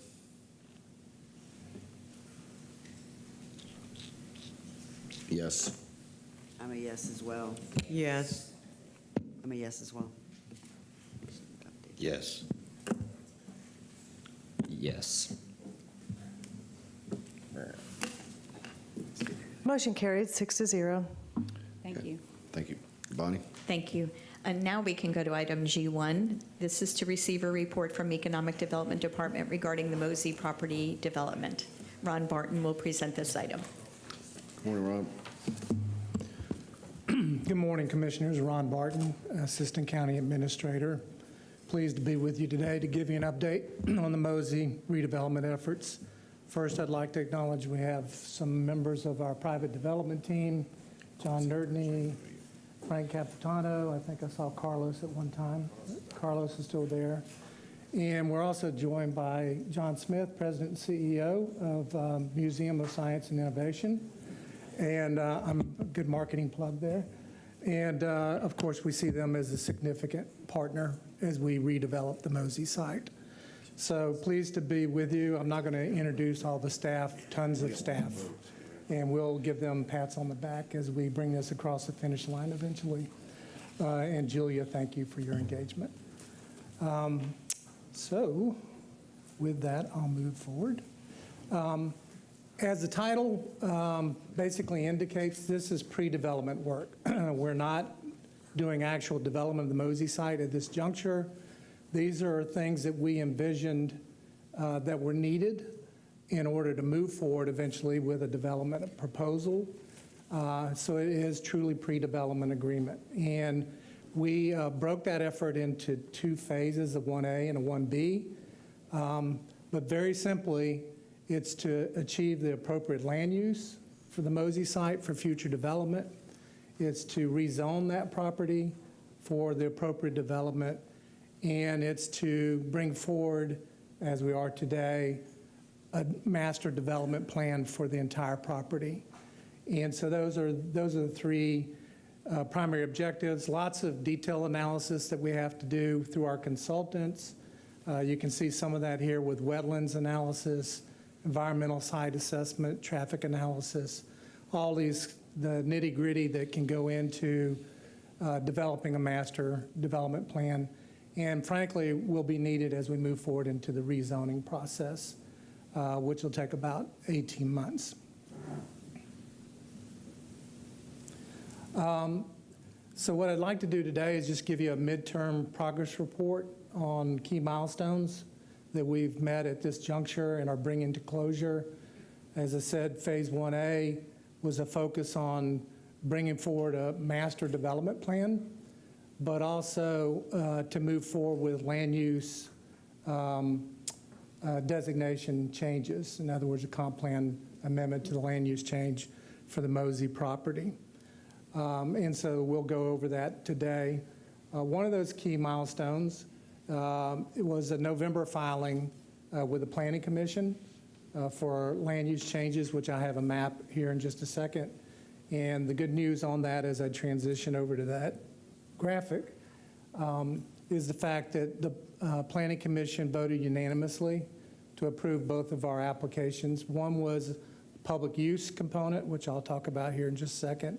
The other was the bulk of the private development. And so it was a milestone for us as we move forward to the City Council. Reminder, this is in the City of Tampa, not unincorporated area. And so we'll be going through the City Council for both land use and rezoning. This graphic's a little busy, but over to the right there, you'll see a blue section. One of the applications that we made was to basically true up the public use area. Ironically, part of MOSI wasn't even included in the appropriate land use area for public use, so we had to true that up. And then the bulk of the property is kind of that purplish area, and it's basically, we applied for two things, by the way. It's basically land use is industrial at this point, which none of us think is appropriate for matching with Fowler Avenue plan and others. So on the private side, it was a UMU 60, urban mixed use 60 filing for the bulk of the property, and then with the Planning Commission staff's recommendation, that southeast corner there would lowered the land use density classification to a CMU 35 because it adjoined some neighborhoods to the east there, and we certainly were very amenable and it made sense. So good news is that's on its way. Planning Commission's voted unanimously on both and has made a recommendation to the City of Tampa to approve those, so we'll launch into that. The other key milestone is the development of a master plan for development. And what you see here is a basic bubble diagram. We have refinements we'll certainly be making, but what you see here are basically the bones of a neighborhood. And basically, we have the infrastructure components. We start with MOSI and no harm to the MOSI property. We have an integration of the old MOSI West into what's called the new field house project, and you see that up in the upper right-hand corner of your graphic. And so we're working with TSA and their architect in terms of integrating the private development with the field house itself. In fact, you'll see there in the top northeast corner a hotel facility that would be complementary to the field house uses that we'll have there. We also have the film studio and theater. Wanted to make sure I said that for the commissioner, but you can see that use as well of the backside of the old MOSI West property. And so we'll be continuing to evolve that plan as well. It's a true mixed-use development. We're excited about it because there's been so much potential for USF. From an economic development standpoint, we've always cited 3 economic centers: West Shore, downtown, and the University District. We could almost add Midtown at this point as well. But the fact of the matter is, we need traction. It's always really been the university that drives that economic change there. So with this project, with the Fletcher Avenue District project and the Claw, with Yingling's project, with the continued redevelopment of the mall, we really think they all are complementary in driving the economic center that we think the university can be. So that's my pitch here related to it, and we think we're doing our small piece in doing that. We believe this plan truly is a neighborhood in the sense that the uses will be retail, there'll be services, there'll be residential, there'll be office, there's going to be recreation, and so we have in hospitality, 2 hotels that we show in here. And then lastly, you can see in the bottom left-hand corner, the board asked us to look at the merit of a privately developed ICE facility. The good news is we've checked one of the boxes associated with that inquiry. We think we found a good place for that facility, should it pencil out. And we think it makes sense to spread the 2 venues. We don't want the ICE facility and the field house on one side of the property. It's going to cause for ingress and egress issues, things like that. So we think it's spreading them on each end of the property as a barbell makes a lot of sense. Plus that feeds consumers and patrons into the northwest corner, which we see as a retail center. So that's a brief overview of where we are. And I'm going to go through these quickly because I know we're at the end of the agenda almost. But these are just what ifs. No architecture's been done yet. The design standards haven't been established, but we know our aspirations. And our aspirations are for these kinds of spaces. In the open spaces, public, hotel facility, as I mentioned, we have 2 programmed. Again, the streetscape interaction and the scale. We want to meet the requirement of scale, which is called for in the Fowler Avenue Vision Plan. Again, but not forgetting the patrons and the street level experience. So we'll be aspiring for how we configure those uses. Again, this is an integration between the hotel and the field house. And so there are public spaces that we want to activate in this area so that as patrons of the field house come out, there's this interface between the hotel and the field house itself. Again, I've mentioned to many of you here, but this basically east-west driveway, if you recall, we have power lines, transmission, and we're still in discussions with TECO about options, but we have to also plan for existing conditions. And so you'll see a meandering parkway system that carries you east to west, which we need access on both sides of this property. Residential as well, and an interface of that residential component to this driveway as well is important. And also the opportunity, not just for office over retail, which we can have up in the northwest corner, but full office component. And so those are interchangeable uses that as demand presents the opportunity, we can take advantage of. So lastly, upcoming milestones, because we're moving on through the process. In April will be the first public hearing with the city of Tampa on our land use. And then in May or June of this year, we'll be filing for the rezoning with the city as well. As I mentioned, Planning Commission already gave unanimous approval. So we're marching on. But this was a big milestone, the Master Development Plan concept, launching the land use, and building the details that we'll need to file rezoning shortly. So I think the last thing I'd like to point out to you is subsequent to our engagement with our private sector partners, we learned late last year that the Patel Group, who is mentioned in the proposal, was going to be a part of the Fletcher District development, the CLAW. And all parties felt at that point it was a conflict of interest to stay engaged on our side of it. So the Patel folks are not engaged any further. I would assure you we're comfortable with our partners of Coulter and Alliant Partners, which make up AKP, Renaissance. To remind you, this first phase, we're splitting the cost 50-50 of the entitlement process, and that's about $300,000 each. So we're very comfortable with the entities being able to meet those obligations. And lastly, where the rubber meets the road is when we bring you a development agreement. And that's where we'll be vetting all of our partners.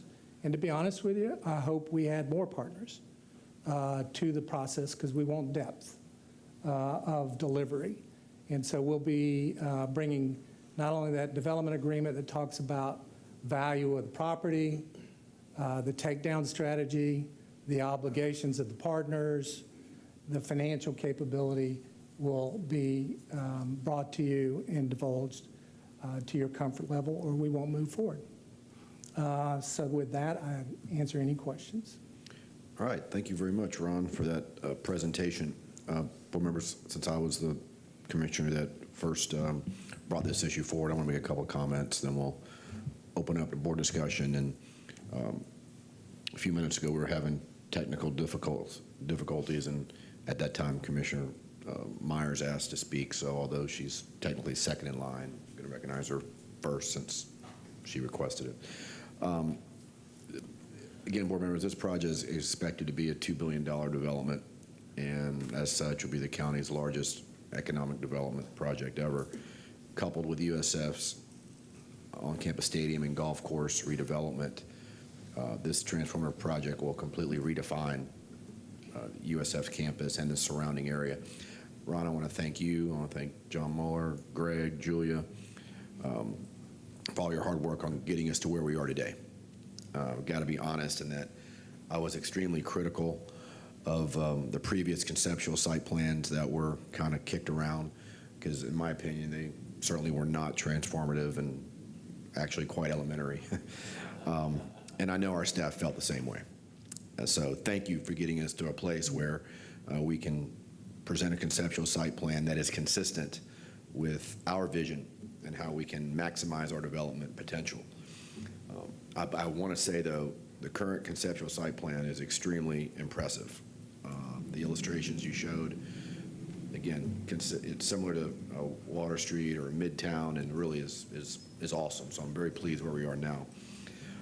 In addition to the field house, a valuable part of the overall mixed-use development is having an entertainment wing that's anchored by the existing MOSI planetarium. As Ron stated, we're adding a film studio, a black box theater that is essentially connected to the field house. So in doing so, a sports entertainment wing will be created in that quadrant of the overall development. My goal is, and I think the goal should be, to try and have as close to a seamless opening of these amenities as possible. So I think it'd be a good idea if our architect that we've already engaged on the field house could incorporate the design of these areas into their current scope. So if we can just take a look at that, I think we might already be kicking around that idea. I think everyone understands that the catalyst for the overall project is the field house, and the overall development is going to be phased in over time. That being said, I want to stress that we're driving this bus. It's my understanding that the developer is going at a slower pace on the overall development plan than we are with the field house. Now, that's not necessarily a bad thing. However, I don't want their pace to slow down our planning. And I guess to be specific, if necessary, I want the county to take the lead on whether it's infrastructure, hotel, parking, whatever we need to do in order to avoid delays. And this is not an attempt to relieve the developer at all of their responsibilities. It's just to ensure that we stay on track. And in order for that to happen, it's critical that we stay coordinated with our other partners, the city and the state. I know we have the benefit of our new county attorney's expertise and relationships with the city and working closely with them, but just make sure that we're coordinating everything. So there's, particularly with respect to transportation, improvements to ensure that our new access points are aligned with the existing roads to maximize traffic flow and access. Just a couple quick points. And Ron, I must have got this line from you because I have it written down. Development agreement is where rubber hits the road. So I guess we're on the same page there. Now, the goal for that is to have it back to the board in summer? Yes, sir. That's the goal? Once we get the rezoning filed, we'll be moving into a negotiating phase and trying to term sheet the development agreement. And that's where their roles, our roles are specifically outlined. That's correct. I guess very encouraging. Planning Commission unanimously approved or recommended the comp plan moving forward. Is it May or June, I think, is the goal for to file the rezoning? Is that? It's May, June in there. We have some technical analysis on transportation modeling, some things like that that we need to do. But yeah, May, June's our target. And November, if, knock on wood, November out to shoot. Okay, that was my next question, so great. I do want to point out that I like the transition and density and buffers to protect the neighbors on the east side. And lastly, and I'm sure Commissioner Bowles will want to touch on this because this is his baby, I love having the ice hockey rink incorporated into the plan. However, it's my understanding that does not need to be determined now. And for whatever reason that does not happen, I guess there's a conversion clause or something in the rezoning that allows it to go to office or multifamily. Is that accurate? We'll be able to build into the rezoning a trade-off mechanism so that we can use a variety of uses in that location. So we don't need to determine it right now, but we'll have that flexibility through the zoning. Okay. Well, with that, I'll recognize Commissioner Myers, but I'll just say, Commissioner Bowles, good luck with that. I want that to be a part of this facility, this project. I think it just raises the bar that much more if we can make that a reality. So with that, Commissioner Myers. Thank you, Mr. Chair. Everything on this master plan really raises the bar. I mean, it's another award-winning project that will be coming to Hillsborough County, and we need to make it happen real quickly, very quickly. And Ron, you can get it done. I'm confident. You and the team. But one of the things I just want to bring to our attention when we discussed this last time, I mentioned about the splash pad. And so it's not on here. It needs to be included. John, it needs to be included, yes. I'm waving. But Ron, you get my drift. Staff want to make sure the splash pad is included. I'm not going to come back and some notes I had made. Commissioner Hagan, thank you so much for the vision in bringing this before us, because we know the potential with MOSI and what now the new master plan would bring into this area. District 3, again, District 3, but not so much a District 3, but in the surrounding community of out in the USF area. You know, there's not that much out there for folks to do. And this would be a huge uplift for the community. And I certainly thank Commissioner Hagan for having the vision to look at how we can renovate a facility that the county already owns. Thank you. Thank you, Commissioner Myers. Commissioner Bowles. Thank you, Mr. Chair. Fantastic job. Obviously, I would agree. The first renderings and some that I had heard weren't very impressive. I like the idea of the buffers, the building in of the wetlands. We have a lot of great opportunities to make this a live, work, and play area, and that's exactly what we need in that area. And of course, I have a strong interest in, or I've at least taken a strong interest since I've been elected to the board in the project, especially with my involvement with MOSI. I sit on the board there. My vision is to certainly whatever is developed around her that can help bring forward a lot of activation to MOSI through STEM, through, programs that we can have there.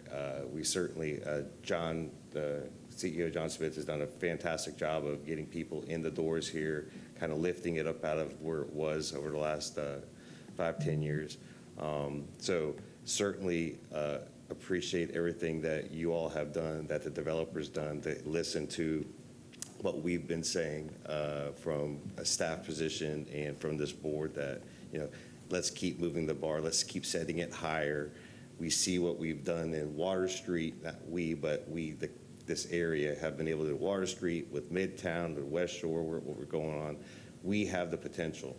And one of the things I was thinking about not too long ago was that, it was kind of an all hands on deck when we heard the Rays may come here and buy HCC property, or not buy, but, it would be get HCC property.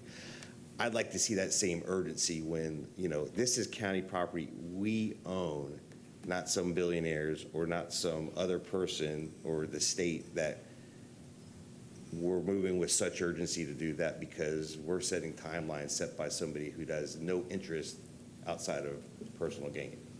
Capital society, I'm down, I get it. But this is kind of, played out for years through no one's fault. And now we're here 3 years after November of 23 when the RFP was first put in.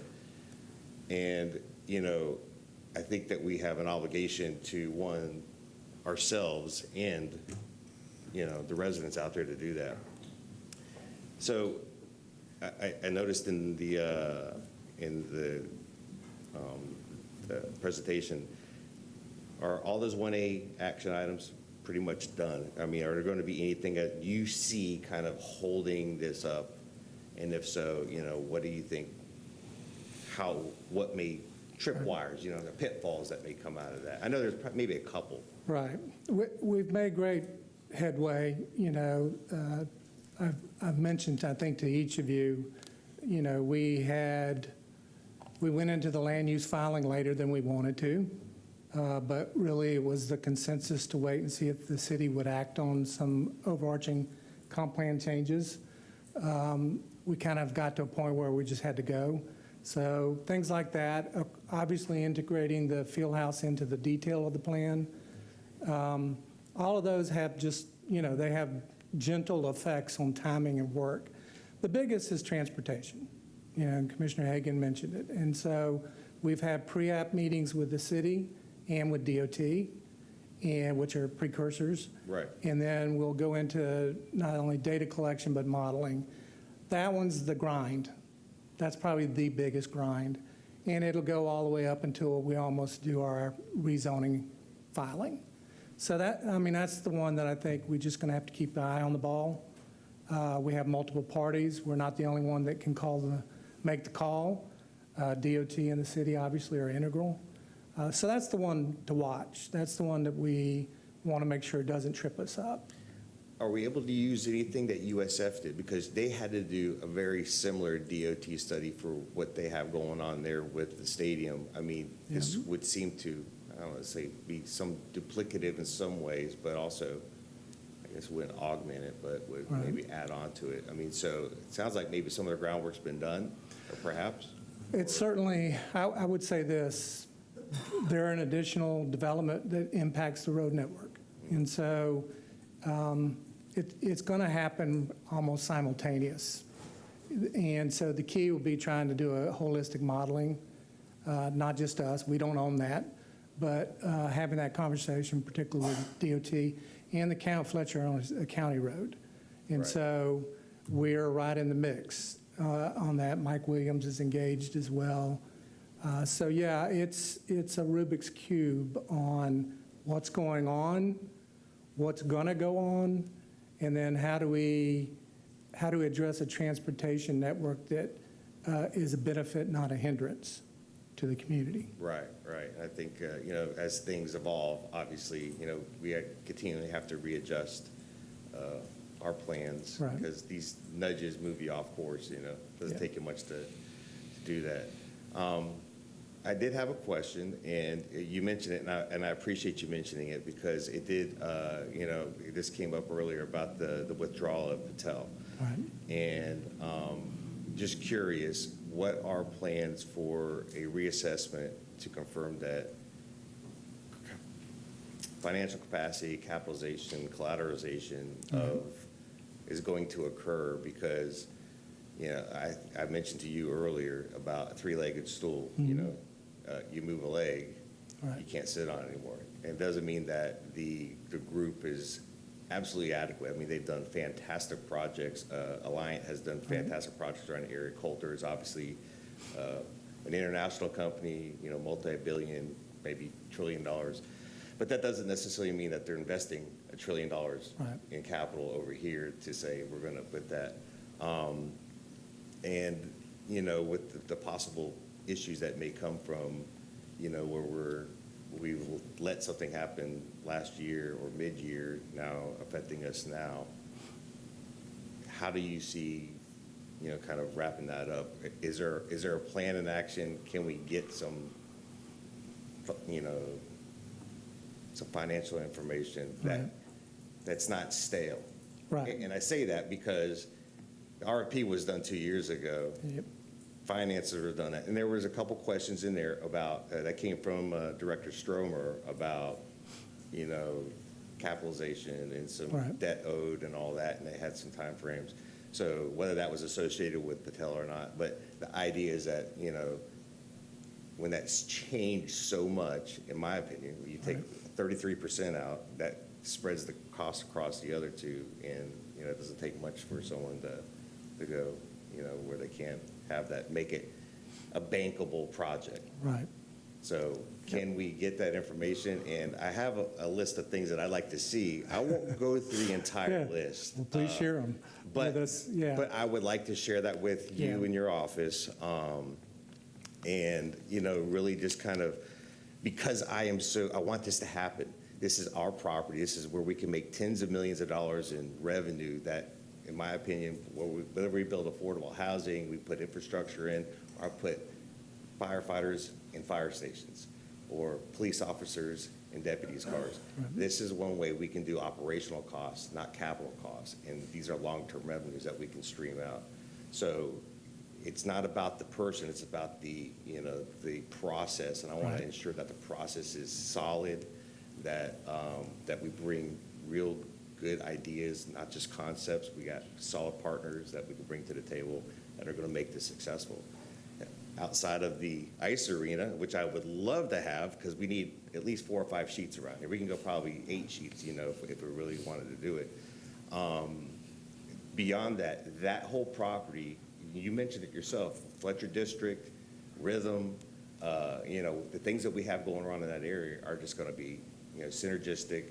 They're all going to act as catalysts for each other. So I'd really like to see and feel comfortable that, you know, as we move forward, that we can have that ideas that our partners out in the audience, and again, who are solid, you know, corporate partners out there who have done some really magnificent jobs, that we can count on them to carry that torch for us. So. Let me just say, your questions and concerns are paramount.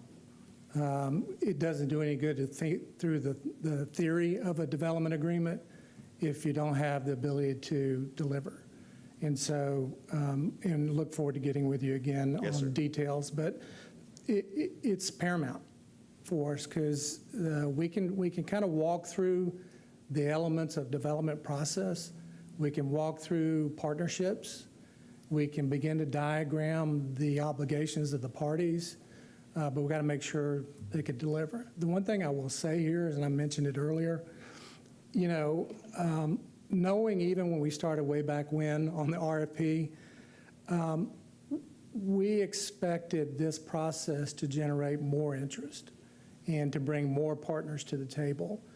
Remember, a master developer doesn't necessarily develop every single piece of the property. They're orchestrating the entire development of the land. They may be the sole developer on something. They may partner with somebody, or there may be circumstances where it's a completely separate partner, but that relationship can be established. So I think once you've got to remember, we had a fallow piece of property with the wrong land use and the wrong zoning, and some problematic issues with property. And so as we begin to dismiss those, other folks are going to get off the sideline and be courted and be added. So I personally believe, I'm certainly comfortable with the Alliant partners and our other partners, but I think more are going to be added to this table as we move forward, and we will be vetting them financially. The capitalization of that group. Yeah, and what you're talking about is kind of maybe, at some point, maybe parceling out. So it could be like, you guys just take care of whoever those guys or gals are, they take care of that. We got this part, we're doing this, we're doing this. So that's some phases. Outside of the phases in the agreement, there'll be some phasing in of infrastructure and building of the. Absolutely. This site's not going to be developed all at once. No. And so we're already beginning to visualize what are the likely phases. And to Commissioner Hagan, the chair's comments, our development team sees phase one as that hotel attached to the field house and the residential just to the south of it. So it's an immediate chunk that can make an immediate impact. Right. And so they're anxious to talk about how to accelerate that as well. So just to his concerns a little bit on timing. But thank you for your questions. Thank you. Yes, sir. Appreciate it. Great comment, Commissioner Bowles. Commissioner Wilson. Mine will be very brief. Mr. Chair, I've supported you on this item since 2023 when you brought it up, supported it in 2024 when you added it to the CIT. I've supported this area for density. It's where this density belongs. I was leaving my office hours down on 19th Avenue in the Ruskin Sun City area and went over the overpass and just saw all of these monolithic 4-story solid wood apartments that Commissioner Miller is certainly going to be blamed for, even though she had nothing to do with them, and they rightfully do not belong there. I remember when I stepped in to fight to protect the density in the University Mall area, I got an email saying, oh, now you like apartments. I'm like, well, I like them in the right spot, and this is where it belongs. I was really happy, Mr. Chair, to see that travel volleyball was in there. I'll just say it again for the general public. One of my friends showed me their annual costs on it, and it's more than most people's annual salaries that they spend on their grandchildren. I just couldn't. I'm still in disbelief that these kids that travel ball costs so much, and all of these sports. So I don't really care, about some of the items. I'm not sure that a splash pad can fit in there. If it can, great. But splash pads come with annual maintenance costs as well: electricity, water maintenance. Right, City of Tampa, yeah, to them. The ice rink thing, I wish you luck on finding a vendor that can come in with the capital to do that. I'm not so, the concerns that were voiced, I think were valid concerns by Commissioner Bowles in terms of the financials. I just don't really see that as my position up there. It's one of those things where if it goes south, well, Bonnie's in charge of personnel decisions, and that's her uncomfortable job to handle afterwards. So I wish you all luck. That makes me feel good. I wish you all luck on the project, though, and I'll be receiving it. I don't see anyone else, so I can, Mr. Chair, if you want to make the motion, I can move to receive the report. You go. Okay. Well, as Commissioner Wilson said, it's a career decision here, Ron. But we're having some IT challenges again. But I know Commissioner Miller wanted to speak, and then Commissioner Cameron Cepeda. Thank you. My comments are real quick. I think I brought this up in our briefing. You just mentioned the initial plan. I just want to make sure that when we see that initial plan that it includes any of the improvements to the overpass. Pedestrian safety is very important to me. Yes. I bring it up all the time. I just want to make sure that that's included and that it's user-friendly. Thank you. Commissioner Cameron Cepeda. Yes, I'd just like to say thank you for this report and all the team and everyone that, was a part of this. I know it was a lot, and I'm really looking forward to seeing this to completion. Thank you. Thank you. All right, thank you. Excellent comments from everyone. I'll pass the gavel and just make a motion that we receive the report. Moved by Chair Hagan, seconded by Commissioner Whistle. Please record your vote on G1. Yes. Yes. Yes. Yes.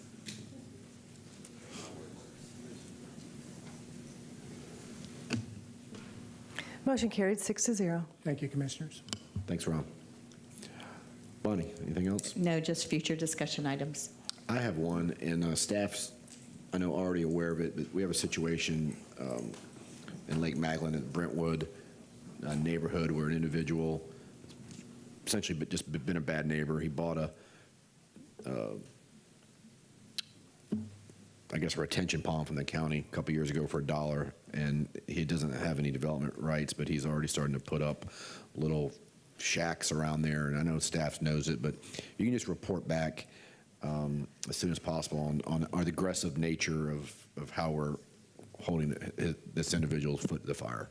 I think he wants to do a little homeless camp, and it literally looks like little sheds that you'd buy at Home Depot or Lowe's, and he didn't have the right to do it. He didn't have the ability to do it, and I think neighbors actually showed up at your town hall, Commissioner Myers, or an event, or maybe a county event last few days over in District 3. They showed up and voiced their concerns, not even in their district. So just have them come back, but I want to be aggressive in holding this guy accountable. Any other future issues? Seeing none, we're adjourned.